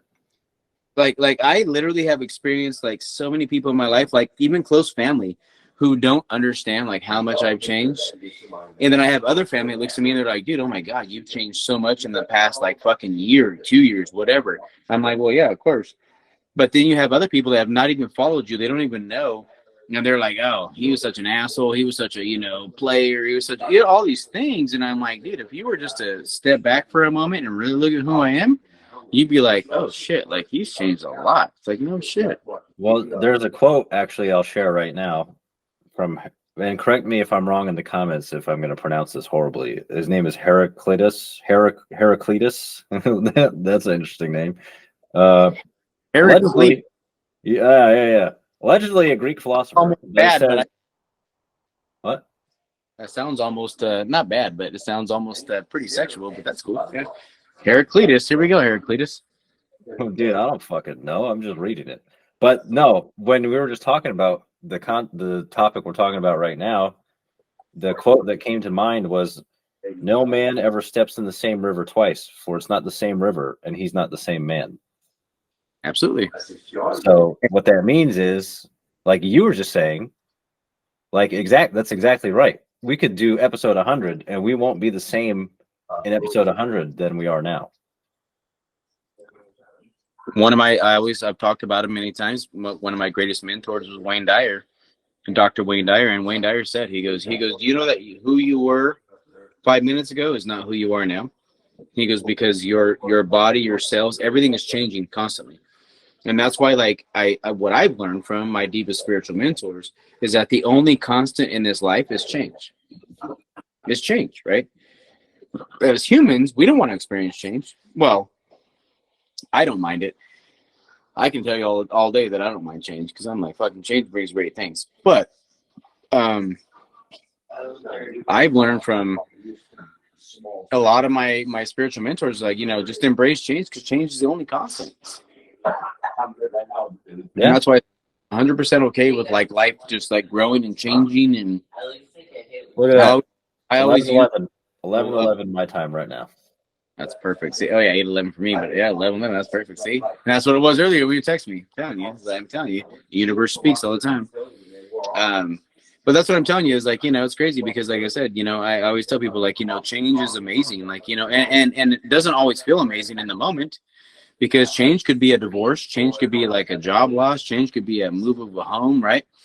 But when you allow it and you surrender to it, my God, things will show up and you're like, whew, I was supposed to do that. And even in the midst of it, it doesn't always seem like that. Like you're in the middle of it, you're like, see, I shouldn't have done that. And your ego is going to set in. It's going to be like, you shouldn't have changed that. You shouldn't have done that. You should have made this better. But then you look at it like 6 months, a year later, which that's our human time, which I always say stupid human time because I'm like, our timeline doesn't fucking matter anyway. And I'm just like, yeah, shit changes. That's the other thing. Sorry, we're riffing off on all this random shit. But just quickly, like Dolores Cannon said, like, you know, there is no human timeline. So that's why, have you noticed, Nate, and I'm sure you, well, maybe not, but have you noticed that time goes by really fast right now? Yes. Yes. I was talking about that with someone the other day. Time has been flying. Like, for example, the holidays. You know, like the holidays used to be a time where everyone slows down, it's chill, it's whatever. That shit went by so fucking quick. I'm like, it's already February? What? No. And that's why, you know, and so I was telling you, for anybody on our channel, anybody that's never listened to Dolores Cannon, check her out. Dolores Cannon died, I think, 2014, 2015, somewhere around there. She did a lot of, like, she did past regression, like the hypnotherapy stuff. So she did hypnotherapy with her clients, and it would go into past regression, like with past life regression, and it would, like, you know, all these things started coming out. So she got a lot of amazing information out of her clients, and that's how she wrote books. She wrote books from that. She'll tell you she's not a channel, she's not a psychic. She goes, I got this from my clients. Anyway, like everything that's going on now, she got from her past clients. Like literally, like I listened to one of her talks last night from 8 years ago, and everything she was speaking of is happening now, and that was coming from her past clients. And so, like I say, like, you know, she understood and understands like what's going on with all these things. And then one of the questions she had at the end, most of the end of her talks, in these like live talks, she would do a Q&A. A person, this is 8 years ago, a person walked up and was like, hey, you know, Dolores, like time seems like it's going by really fast. Like, is that true? Is that normal? She goes, oh yeah. She goes, our timeline is sped up. She goes, so fast. She goes, because we're ascending to the new earth so quickly. She goes, ever since, she said 2003, 2004, somewhere around there is when it all started really deeply. She goes, and we've been ascending since then. She goes, and we're at a place, and they speak of, she doesn't speak of like, it's explicitly 2024, but she spoke of like from her time to this time, like everything that's happening, you know? And she said, she goes, yeah, that's why time is. So my mom and I are having this conversation today. She goes, why do things seem like they're going by so fast? I said, Mom, because our timeline is sped up. I go, because she goes, but we still have 24 hours a day, blah, blah, blah. I said, Mom, I said, that's a man-made concept of time. I said, that's man-made. I go, that shit doesn't exist to the divine. Like, yeah, like who fucking decided that an hour is 60 minutes? The Greeks or the Romans, I can't remember one of them. They were like, we have to make these things because of whatever their parameters were. That's why that shit came about, is what I understand. See, that's even that's unnatural, because we're supposed to be aligned with the sun and the moon. When it gets dark, we go to sleep. When the sun's out, we wake up. I completely agree. And this is exactly what I told Mom. This is exactly what I've told other people. I'm like, listen, think about it. I go, how many years and years ago, where they didn't go by like, you know, time, day, whatever. They just went by the sun, the moon, and the stars, right? And that was it. And like I told my mom too, exactly what I said earlier. Do the animals go by a time? You don't have a fucking like raccoon with a watch on, right? Like, you know, hey, it's fucking 1. Like, we got to go get lunch. They don't give a shit. They're just like living their life, and they're all living okay. And we are all connected to them because we're all one. But we have created this bullshit way of thinking. And again, like I always tell people, the only reason we live this way is agreeance. I tell people all the time. So this, like any kind of construct we have, you know, for us humans, why do we do it? Well, we agreed upon it. So at what point do we stand up and be like, hey, I don't agree upon this shit anymore, right? With governmental bullshit, with people's bullshit, like, hey, you know, at what point do we say, like, I don't agree with this. This is stupid. Like, why are we doing this? Fuck this. And the majority steps in, and all of a sudden, the agreement is gone. That's right. That's the problem, Brian. That's the problem, is that now we're in a place where most people are just wanting comfort over liberty. So, because once we all do that, then the powers that be are going to be like, oh, fuck, we need to fucking like take action and nuke. We need to nuke ourselves because these people are waking up. All of these people, right? Like fucking Joe Biden said, oh, an AR-15 can't outdo an F-16 or whatever the fuck he said. You know what I mean? It's all about control. That's what we're getting down to. No, of course, and dude, Nate, that's been going on for years, and I agree For with our you. entire existence as humans. Yes, of course, and what I'm saying is what I've continued the continued pattern I keep hearing and seeing is that we are at a place of such a high ascension for our souls that we no longer will agree with those things, right? Yes. So I'm at the place inside of me where I'm like, I don't agree, so I don't give a fuck. And that's why I say, like, I know in some of our podcasts, and I just want to speak this to our viewers, like, I do love everybody. I do fucking give unconditional love, because I really do. When I say I don't give a fuck, or I say fuck them, I'm not trying to put any one specific person or anything down.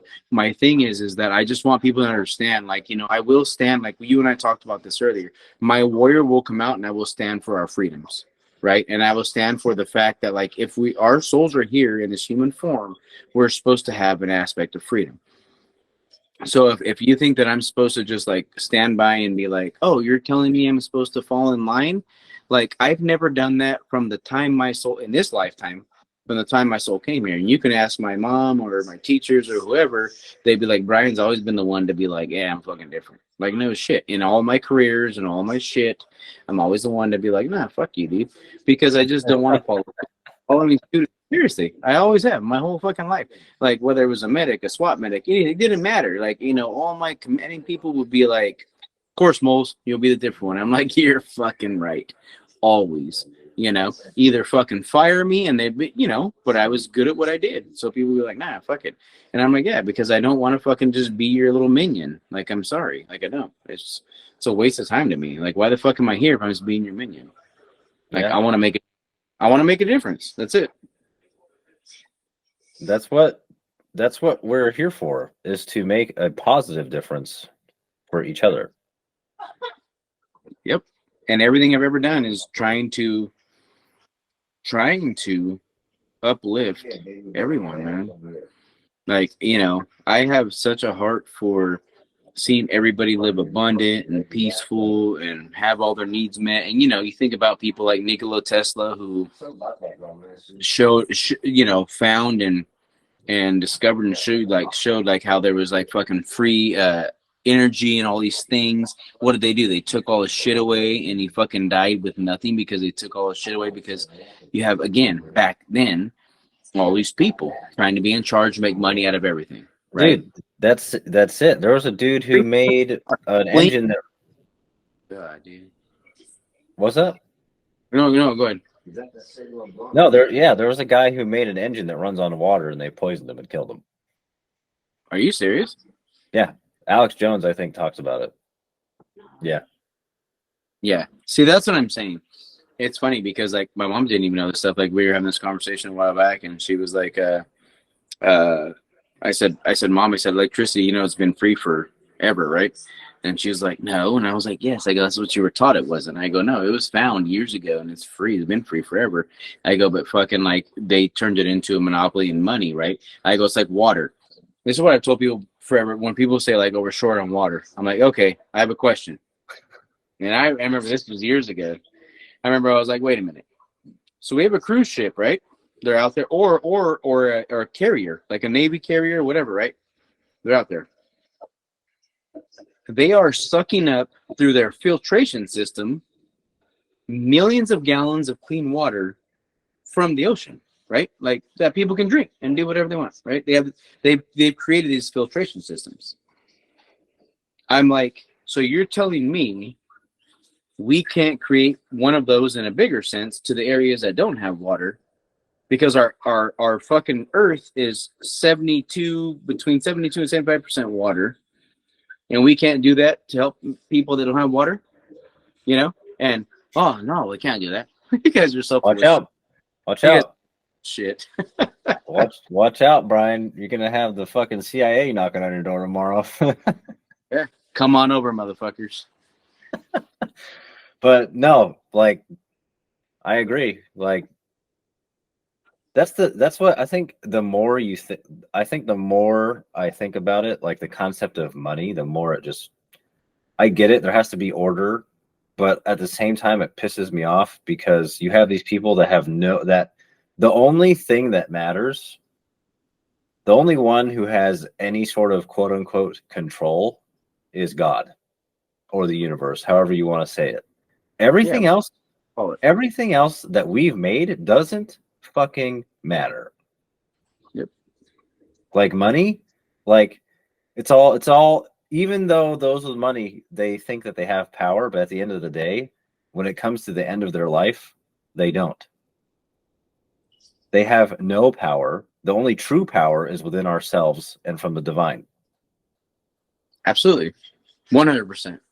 I tell people all the time, money, number one, if you look at that dollar, that $100 bill, whatever it is, it has no value. It's a fucking piece of paper, number one.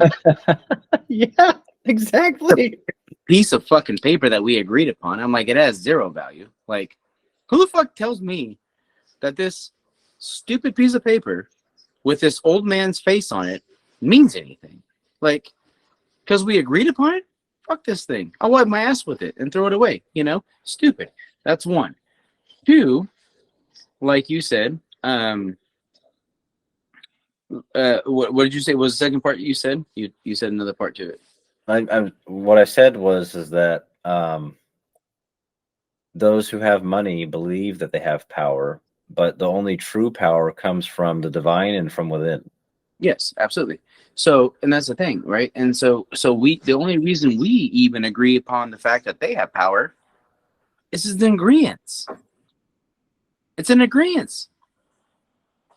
So at what point do we all wake up and be like, dude, like, oh, hey, whatever family, Roth, people talk about Rothschilds and shit. I'm like, tell them to fuck off. Fuck them. Like, fuck their every existence. Like, not trying to be mean, but I'm just like, dude, come on, Like, we're giving these people power. It's just, okay, perfect fucking stupid example. Forgive me, people that are you can comment all you want, tell me I'm an asshole, that's fine. But all you folks that want to watch all this, like, fucking, like, what's it called?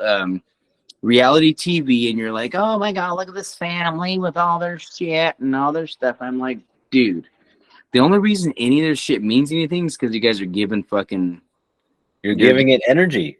You're giving it energy. Like I tell people, where your fucking focus goes, energy flows. So guess what? If you stop giving energy to those fuckers, they're not going to have nothing. That's what money is. Energy is just money is just a transfer of energy. That's all it is. It doesn't actually, the paper and even the gold doesn't mean a fucking thing. None of it means anything. And that's why I tell people. So, because that's the thing. We can create things without money. So what if I started to collect fucking sand dollars from the beach, right? And I said, these are worth, and depending upon how they look, they're worth billions, right? And everybody starts to agree upon it. You would have the whole world at the fucking beach looking for sand dollars. Yes. I'm like, bring that concept to your fucking mind and be like, that makes sense. At what point do you say, well, this stupid fucking bill or this stupid fucking coin doesn't mean shit to me? Dude, That's the thing with the whole digital currency thing that everyone's freaking out about. Like, oh, the federal government's gonna make all money digital now, and it's like only if you fucking agree to it. Yep. And it's actually dangerous that that's been in the works or in the talks, I should say, is because if a single entity can control where our money goes, then essentially that's just enslavement. It's slavery. That's what it is. And you could argue even now that technically we're all slaves to a system right now. We all have to pay taxes. We all have to work. What happens if you don't send your kids to school? You can go to fucking jail. What happens if you don't pay your taxes? Eventually, you can go to jail. Like, why? Like you were talking about earlier, Brian, we're human. We're fucked up right now because we're not human beings. We're human doings, and we're just accepting whatever the rules are, and we're fucking just playing the game. And that's it. And but again, like look at the ultimate like reason for all of it. Agreements. Right? And it's what we just talked about a few minutes ago, is the only people that have made a difference in this life and are still talked about to this day are the ones that didn't agree. Yeah, it's always the rebels who make history. Yeah. I tell people all the time, I'm like, like, my mom and I have this conversation because, I love my mom, but like, she's very, like, she just kind of follows along and does these things. And she sees that with me. She goes, you've always been the one that's always just like, always done your own thing. And I said, I always will until my body's not here. And I was like, because I was like, I don't give a shit. And like you said, like you, dude, you just made so many good points. Like literally the only reason we're living in the way we are is because we're agreeing to this shit. Every aspect of it. Like, yeah, that's why, dude. That's why in some states it's illegal to collect rainwater. They say it's for health reasons, but it's because they don't want anyone to be self-sufficient. They want people sufficient on the system. Oh shit. They don't want people to buy land and homestead and grow their own food and have their own animals and raise their family by themselves. They want everyone dependent so that the people who are in power maintain power. Dude, you're so right. Imagine that though. Why are we living by that? Why are we okay? Because it's a concept that has been lost to us that our ancestors did. Yeah, you're 100% correct. Oh, and the other thing you brought up earlier was taxes. You know that taxes was brought along by fucking Caesar back in the day, right? So why the fuck are we still agreeing to it? Number one. That's why the United States went to war, because we were getting taxation without representation. And we have the same fucking thing now. That's how America was born. And think about this, Nate. Well, I told you this. I can't, and I wish I could reference the court case that I read back in 2010, I believe it was 2009, 2010.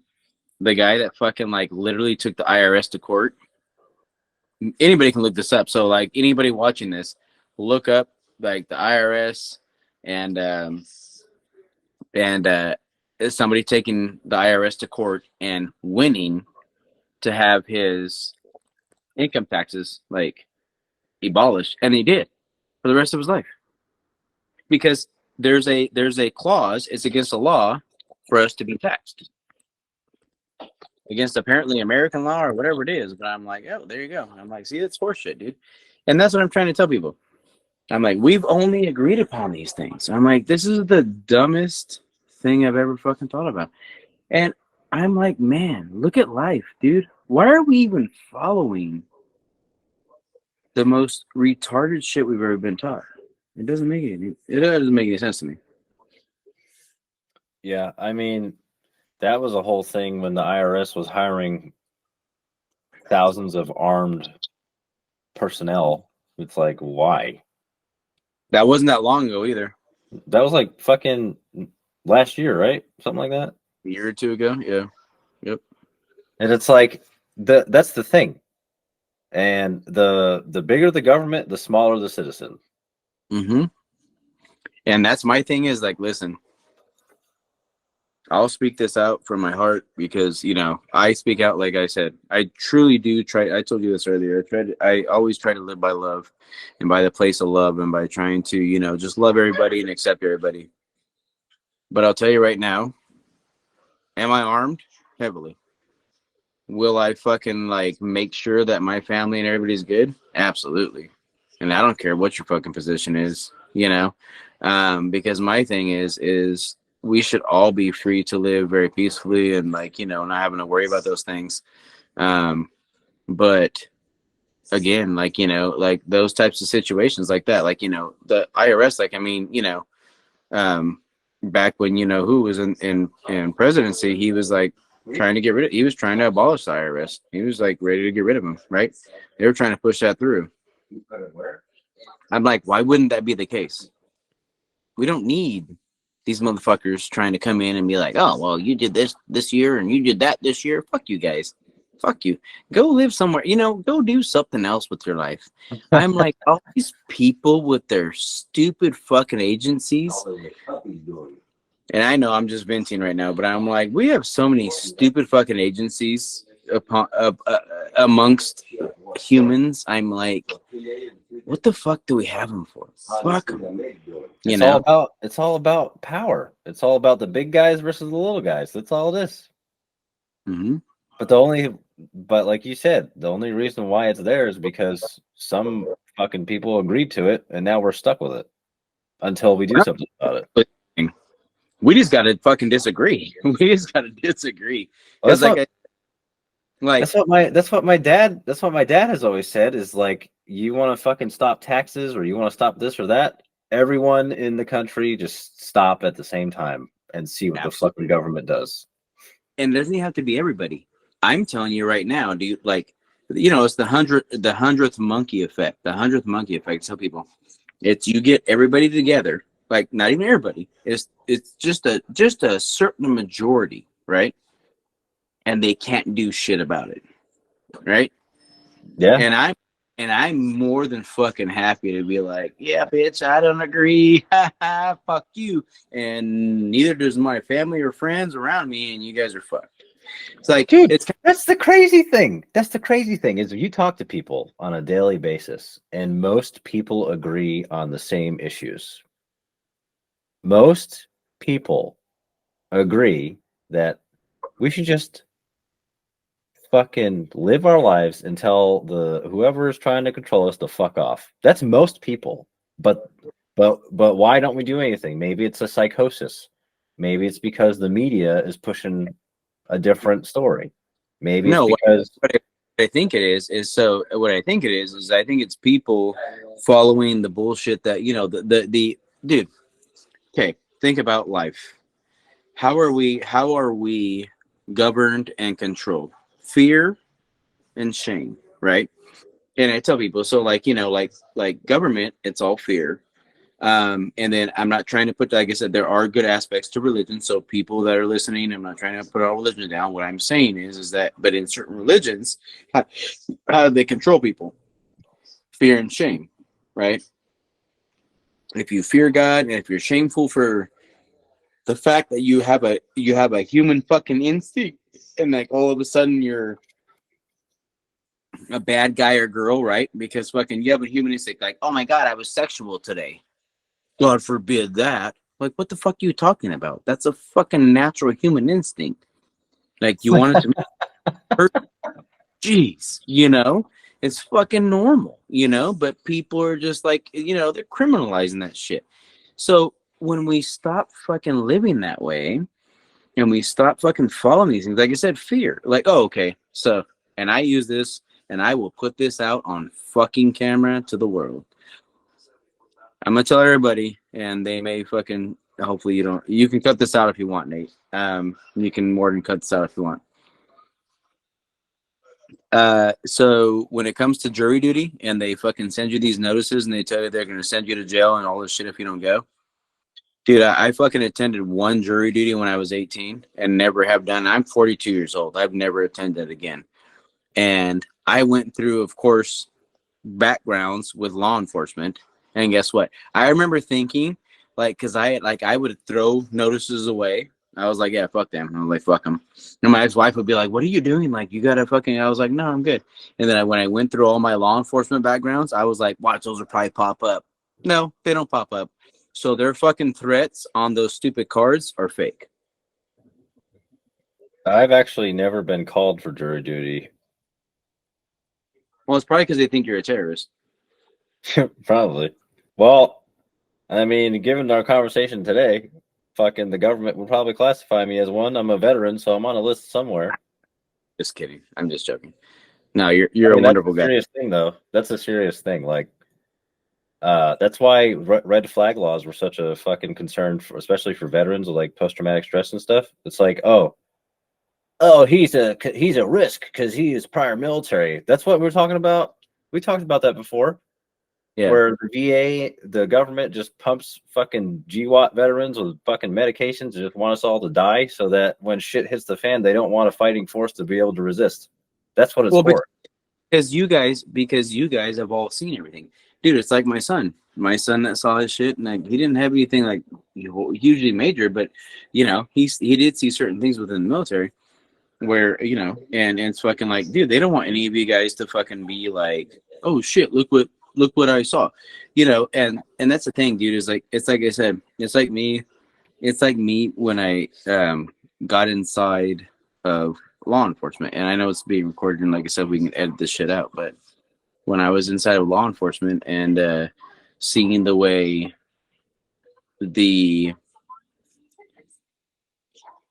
fucking, like, the way the internals work, you know what I'm saying? Because there's so much shit within law enforcement that is political, and they fucking like, dude, yeah, my cousin talks about the same shit. Within law enforcement, like, I could have like literally gone and like executed somebody because they fucking did whatever to my family and got it fucking just like silenced, you know? And I remember just like hearing all of it when I was in there, and I was just like, what the fuck? Because my heart was never like that. So I was just like, man, I was like, nah, I'm good. Like, we'd be at bars or whatever at one of our officers' houses or whatever, and oh yeah, blah blah, all the shit. And I'm just like, yeah, okay, cool. I'm like, yeah, I'm like, whatever. And they knew I would never say anything. I'm not gonna say shit, but I'm like, I'm also not gonna be involved in it, you know. There was the one time which the fucking story ended up in the fucking paper, which this city's not, well, it's a lot bigger now, but where these like kids came and tried to fucking, like, they were teenagers or whatever, and they came and like fucking like tagged on cop cars, and we were in the garage fucking having drinks, and we heard noise, and you know, the officers, fucking a couple of officers, of course off duty, ran out and fucked them up and did all this shit. And you know, thankfully I didn't fucking go join. Like I yeah, I was buzzed. I was fucking really buzzed, and I remember fucking just like, you know, thinking like, feeling myself get pumped, and I was like, nope.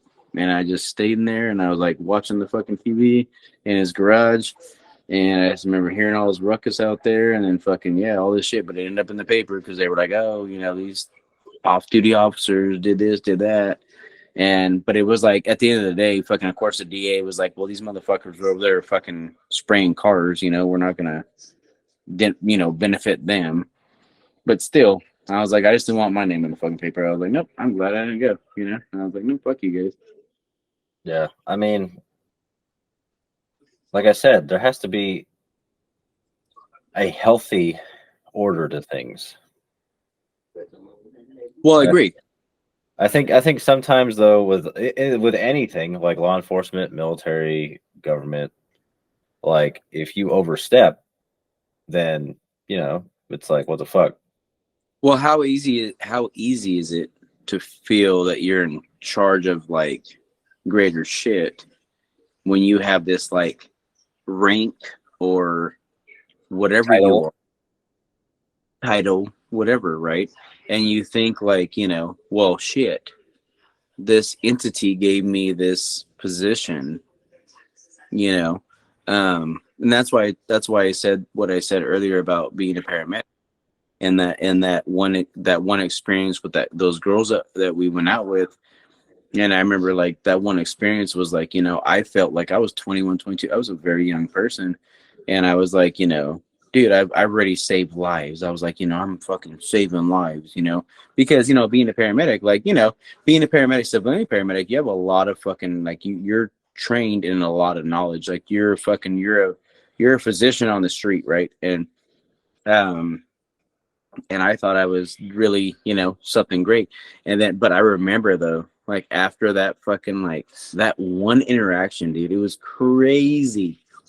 Like my buddy and I were, because we didn't live in San Jose, so we were staying there, and went to the room and did all that. And I remember telling my buddy, I was like, damn, that was a dickhead remark. And he was just like, he's like, what? And I was like, nah, because I told her, I was like, oh, I saved lives. I thought I was fucking, I was like, I thought I was Jesus, and I was just like, and he was like, nah, bitch. He's like, you were just trying to say like, hey, and I said, no, I get it. I go, but I didn't need to respond in that manner, Well, when you're that young, and you have such a level of responsibility or confidence, I guess you could say, like that's what your identity is based around.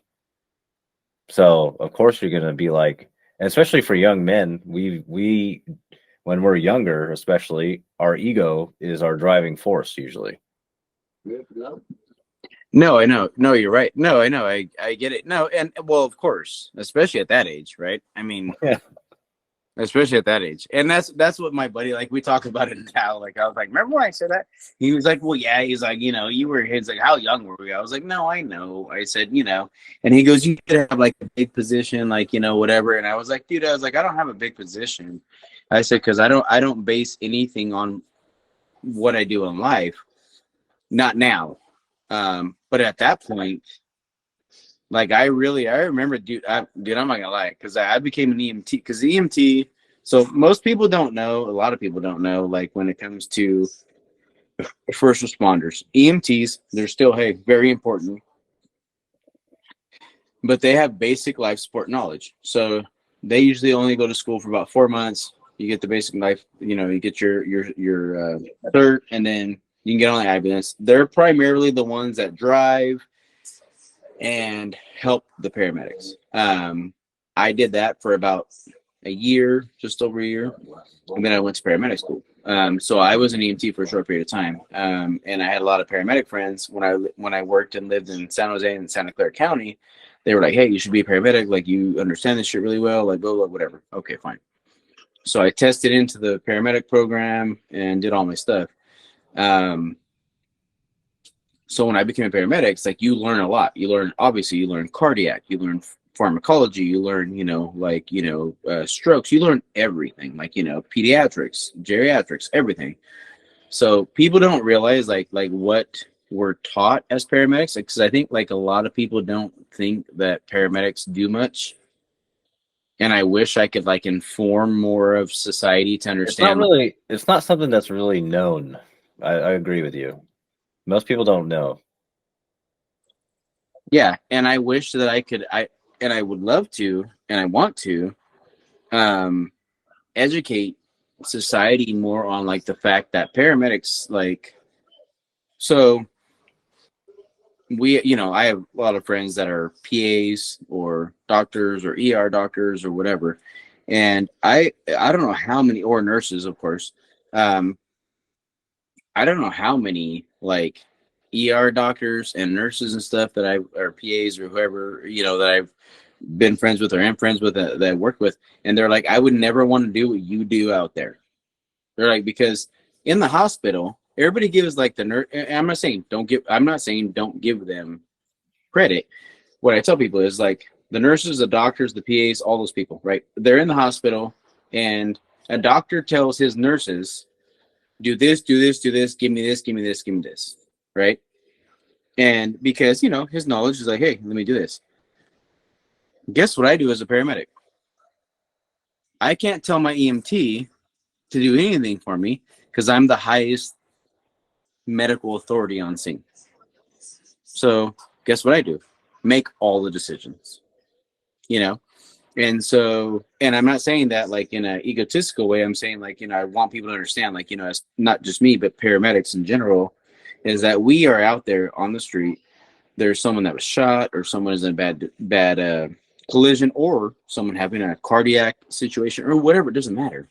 We understand heart blocks. We understand like all these things. Like we have to like treat. We have all these meds to treat everything, and then we have to make decisions on the fly, right? Like I don't have like nurses to be like, hey, just try these meds and we'll see what happens. Like it's me fucking saying like, shit, I'm in this situation. Here I fucking go. The pressure's on. It's immediately. Like the minute you're on scene of anything as a paramedic, like I don't care if it's cops there or whoever's there, everybody looks at you. Like they're like, hey, what do we do? So you just have to like evaluate the situation, the patient or whatever, and do what you got to do. And so I tell people, I was like, you know, so I think people really underestimate, other than most medical professionals, like most, like I said, most doctors, nurses, stuff like that, they'll always be like, dude, like I would never want to do your job. And so I tell people, it was like from when I started till I end, I had so many friends that were ER docs and nurses and all these things, and they were like, dude, I would never want to be in your fucking shoes. They're like, I don't want to be on the middle of the fucking highway with 8 bodies on the ground, and it looks like I told you, like with my buddy and I, like I said, and I'm gonna have him on our podcast because he and I are gonna talk about it, because he goes, dude, like I told you, he texted me like a few weeks ago, and he was like, hey, he was like, what was our, because we had an EMT rider on that whole call. He goes, what was our EMT rider's name? And I told him, he's like, yeah, he goes, we just hired a guy from, used to work at the ambulance company over here in this area. He's now with Oakland Fire. But anyway, he goes, dude, he goes, like, everybody's heard our story. And I'm like, no shit. And I was Dude, like, I heard your fucking story before I even knew you, because I had a buddy who was an EMT in Cali, and they used your situation as training. The one that you're on.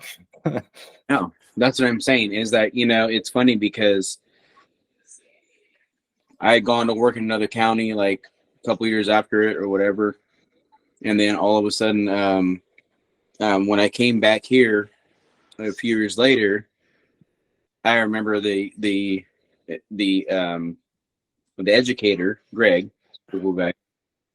He goes, dude, he goes, and he told me the same thing you just said. He goes, do you know that you and Giannis, he goes, your guys' MCI is like used as like training for everybody like all over the state? And I'm like, why? So you guys did great. And I'm like, that's fine. I was like, but what the hell? And I was like, no one told me this stuff. You know what I mean? And no one told Jose that either. And he was like, yeah. And that's why I say, like, dude, like literally they showed videos when I came back over here to work. They showed videos from that damn call. And I'm like, what the hell? I'm like, who was even taking, people were recording this shit, apparently, obviously. But it was crazy, man. It was so nuts. And so like it was nuts because, like I said, if you were to, I wish that, like, you know how all there's reality TV now, I wish we had this like camera that would have followed us into the call, like in our ambulance. Well, for example, if you had like body cams. Yeah. Or that. Because I'm saying, because even like he and I, like, I just remember pulling in, like I remember us, like I tell people all the time, I'm like, you know, the whole call, we were sitting at Starbucks, we had the EMT rider, she was there for EMT ride time, and most of the time when you have EMT rider, there's nothing that happens. Like it's always, they call it this the rider curse or whatever. And I jokingly told Jose, I was like, yeah, we had a really peaceful day. And I told him, I was like, dude, we're sitting here now. I go, Pacheco passes right here. I go, watch, we're going to have like a horrible MCI. He's like, yeah, okay, whatever. I swear to God, dude, it was like 30 to 40 minutes later, and our radios went off, and like they're like, hey, MCI, like multiple ejections. We're getting reports of between 6 and 8 ejections, and I remember Jose was like, "See, shouldn't have said anything." And I honestly, what town was this in? so Does the incident have a name now? That's my question. I don't know. So where we were posted when it happened it's called Snelling, California. So Snelling is like this little so Highway 152. 152 will take you like up and down a certain part of California, and then up into like towards Santa Cruz. And it won't take you into Santa Cruz, but take you towards Santa Cruz and Hollister and all those things. And what year was this? Shit, this had to have been 2006, 7-ish, somewhere around there. I'm guessing. I don't remember the exact year, but I'm guessing that's got to be rough. And it was a van, wasn't it? A van? Mm-hmm. It was a farm worker van. A farm worker van that somebody cut him off on 152. Somebody cut him off, and then they lost control. I guess they flipped, but it was crazy because the way they were like positioned and everything, like just none of it made sense. But anyway, nothing usually does on these wrecks and shit anyway. I gotta look it up because I need to research it more because I just remember, like I said, like we got the call. We were sitting at Starbucks in Santa Nella, which was probably about 20-ish minutes from where, because the accident happened. It's called Dinosaur Point. Dinosaur Point. Dinosaur Point. That's like the rough area that it happened in on 152. It's Highway 152 and Dinosaur Point. That's kind of like roughly where it was at. It wasn't like perfectly there, but it was around there.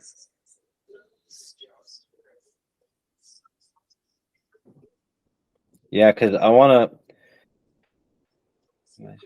Oh, that's fucking old.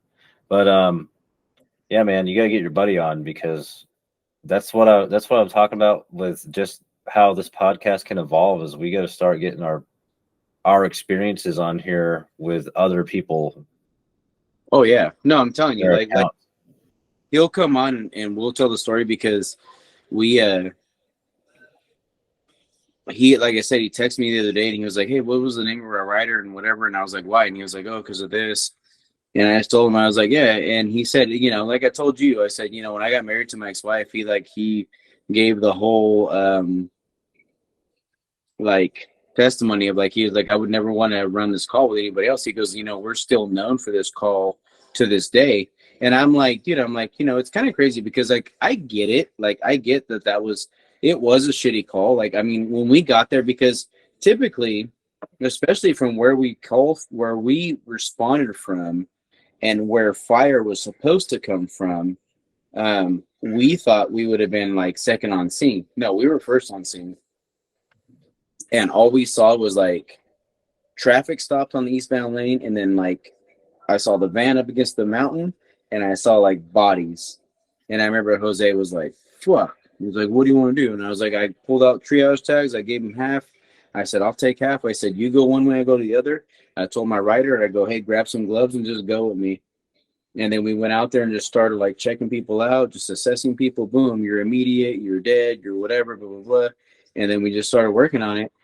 Well, didn't you have to land a helicopter on the fucking road? Dude, we landed 3 or 4 helicopters on the road, on the highway. Yeah. Because so by the time, so when we went out and triaged everybody, we met back at the ambulance, and I remember I told Jose, I was like, what do you got? And he's like, bro, like this one's immediate, this one. I was like, me too. It was like, and there was the poor girl, it was like 6, we found out later, it was 16, she was 11:44, she was dead. But we started doing all this shit. Well, then I could, on my radio, I'm trying to call for units and for air, and I can't get hold of anybody because on the top of that mountain, there's no fucking reception. right? Oh yeah. So you have no line of sight. So, No. and I'm over there like I'm on my portable, and then I'm on my ambulance radio, and then dispatch is like broken. They're like, we can't hear you. We can't, it's all this broken shit. I'm like, motherfucker. So then I remember grabbing my cell phone and kind of like running up like one side of the mountain, and then I called dispatch, and they're like, oh, we can hear you now. I was like, hey. I was like, I need fucking like 4 helicopters, fucking like 4 ground ambulances. Like, we need all these people. And they're like, bam, okay, good. We're sending them, bam, bam. And like, dude, like people told us, they were like people that watched it from afar. They were like, you guys look like one of those stupid fucking like shows, like those rescue shows. They were like, because a helicopter come down, boom, you take a patient into it. They take off. Helicopter come down, boom, take a patient to it. They take off. Ground unit show up, boom, take a patient. It was just like, it was like a damn movie, But when I was in the middle of it, yeah, it wasn't a fucking movie. It was No, man, you were just doing your fucking shit. bro, it was nothing but adrenaline and chaos, man. I was just like, and that's exactly what. So it's funny because we had this fire department, because of where it was located.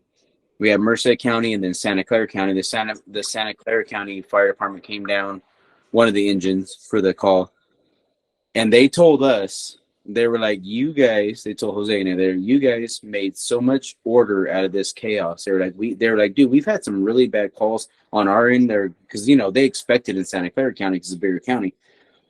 They were like, you guys just kind of flowed through it, and I was just like, I don't even know how. Like, honestly, I can't And even.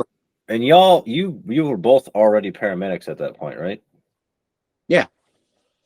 So you're fucking balls to the wall. I was brand fucking new. Brand new paramedic. So how long have you been a paramedic until then? Shit. Maybe a month, hopefully. I guess. Oh my god, dude.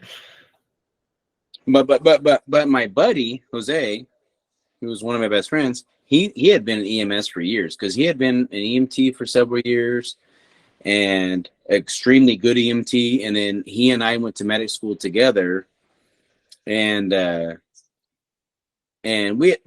this is the guy that I knew since kindergarten. Like, we became friends in kindergarten, and then hadn't seen him. Like, we went through kindergarten, through elementary school, junior high, high school. I moved away to the Bay Area. Hadn't seen him in years. I show up to the first day of medical school, and he and I are there. We're like, what the fuck? And we became really good friends. He was my best man in my wedding. The wife that I was married to for 10 years, he was my best man. But that's what I'm saying, though. It's like, he says it, like, when people talk to him, and he's told stories. He told the story of my wedding. He's told other people's stories, because I guess other people interviewed him on it or whatever. And he was like, yeah, he goes, I would never want to be on that call with anybody but Brian. And I'm like, well, dude, I feel the same way with him. I was like, fucking Jose's fucking like, we just figured out how to like keep it calm. It was like crazy, because I can still see it at the end of my mind, like in my mind, at the end of the call, everybody was fucking like already transported, gone. Everything was good. And we're at the top of this mountain, and fucking like our, EMT rider's in the back. She jumps in, and she's kind of like, what the fuck just happened?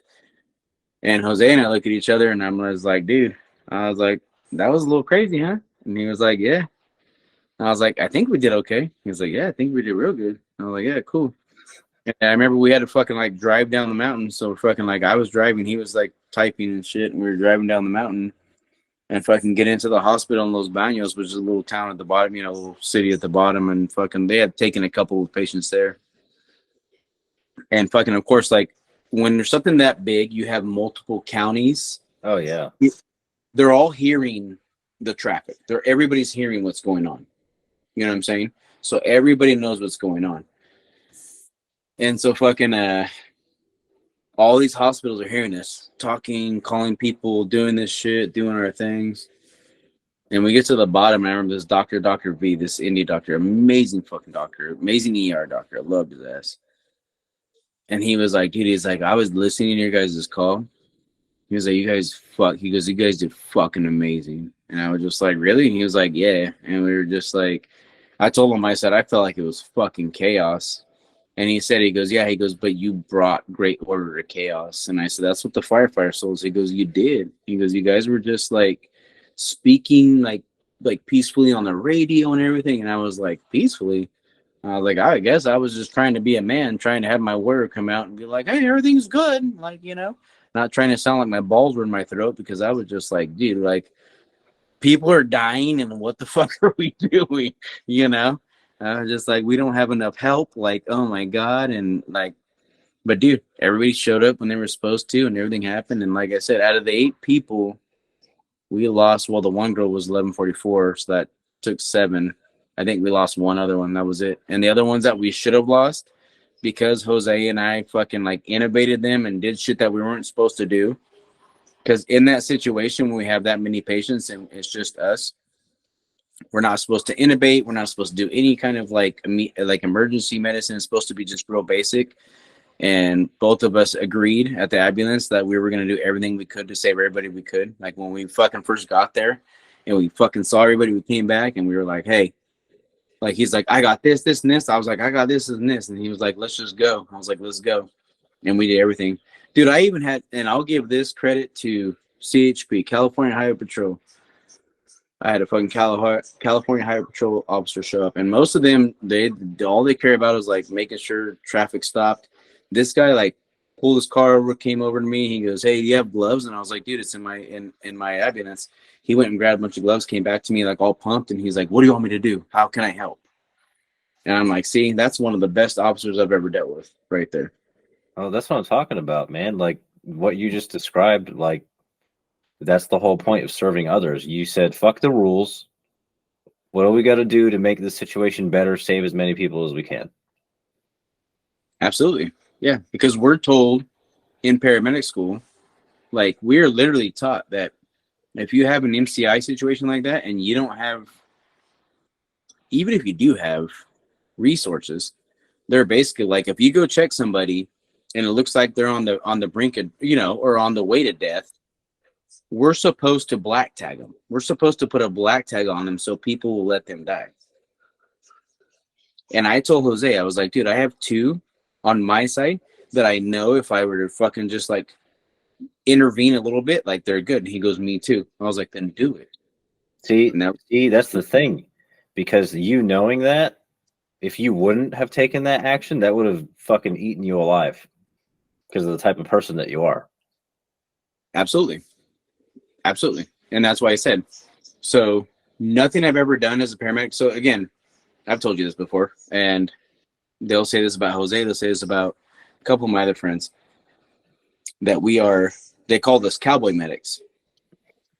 They were like, you guys don't fucking follow the protocols. I was like, you're right. I don't. I was like, because if I know that I can do this to save this patient, I'm going to do it. And then in my patient care report that I got to type up and give to the county, I'm going to tell them I did everything they wanted me to do. Right. And I'll give this out to the fucking public right now because I don't do it anymore. So it doesn't matter. And good luck fucking finding which ones I used. Right. The simple fact is I know for a fact I help people live because I didn't follow the patient, our protocols. Yeah. You know, Dude, that's exactly. I mean, I'm not trying to compare anything I did, but the concept is like, because I didn't do anything like that. But fucking, that's the whole point. Is like people who follow all the rules. Usually, you're not going to get the mission accomplished. That's just how shit works. You have policies, you have regulations, you have rules. But if you stick to the rules to the T, nothing's ever going to get done. And you're going to fail. So, but yeah, man, we'll have to get your buddy on. And then maybe the next couple episodes or whenever he has time, we can get him on. But man, this is a great recording though. But yeah, if you all like this video, if you were a part of the experience that Brian, or if you heard about it, and Callie, comment, like, share this video, and we'll see you in the next episode. Brian, do you have any closing remarks. Thank you guys. We appreciate you guys. And like you said, yeah. And like, you know, anybody that's ever been a part in, yeah, for sure. I want to bring on, you know, folks that have experienced these things with me, but also like you and I talked about is we're going to, you know, in future episodes here soon, we're going to bring on your grandfather, who's an amazing man with a ton of amazing history. And then also a couple of the other gentlemen that you've reached out to. I just want to speak out like to our Audience. to our audience, no, our audience and our viewers, is that, you know, Nate has an extensive like military history, and I guarantee you he has like a deep connection to a lot of them. My son was in the military for 5 years, has a good history in the military. And then me being a public servant, you know, connecting to, you know, EMS, fire, and PD and SO. We want to serve you guys. We want to help you guys. The other thing that I know we have a big affinity for is to help people with PTSD. So, like, you know, if anybody has any kind of like questions or anything like that, like I've literally, like, I'm not saying this to validate myself, but like I've served a lot of people, helped a lot of people, and helped people go deep, you know, naturally. So, if you guys ever have any questions or anything you need to talk about, like, please feel free to reach out. So. All right, everybody. We'll catch you in the next one.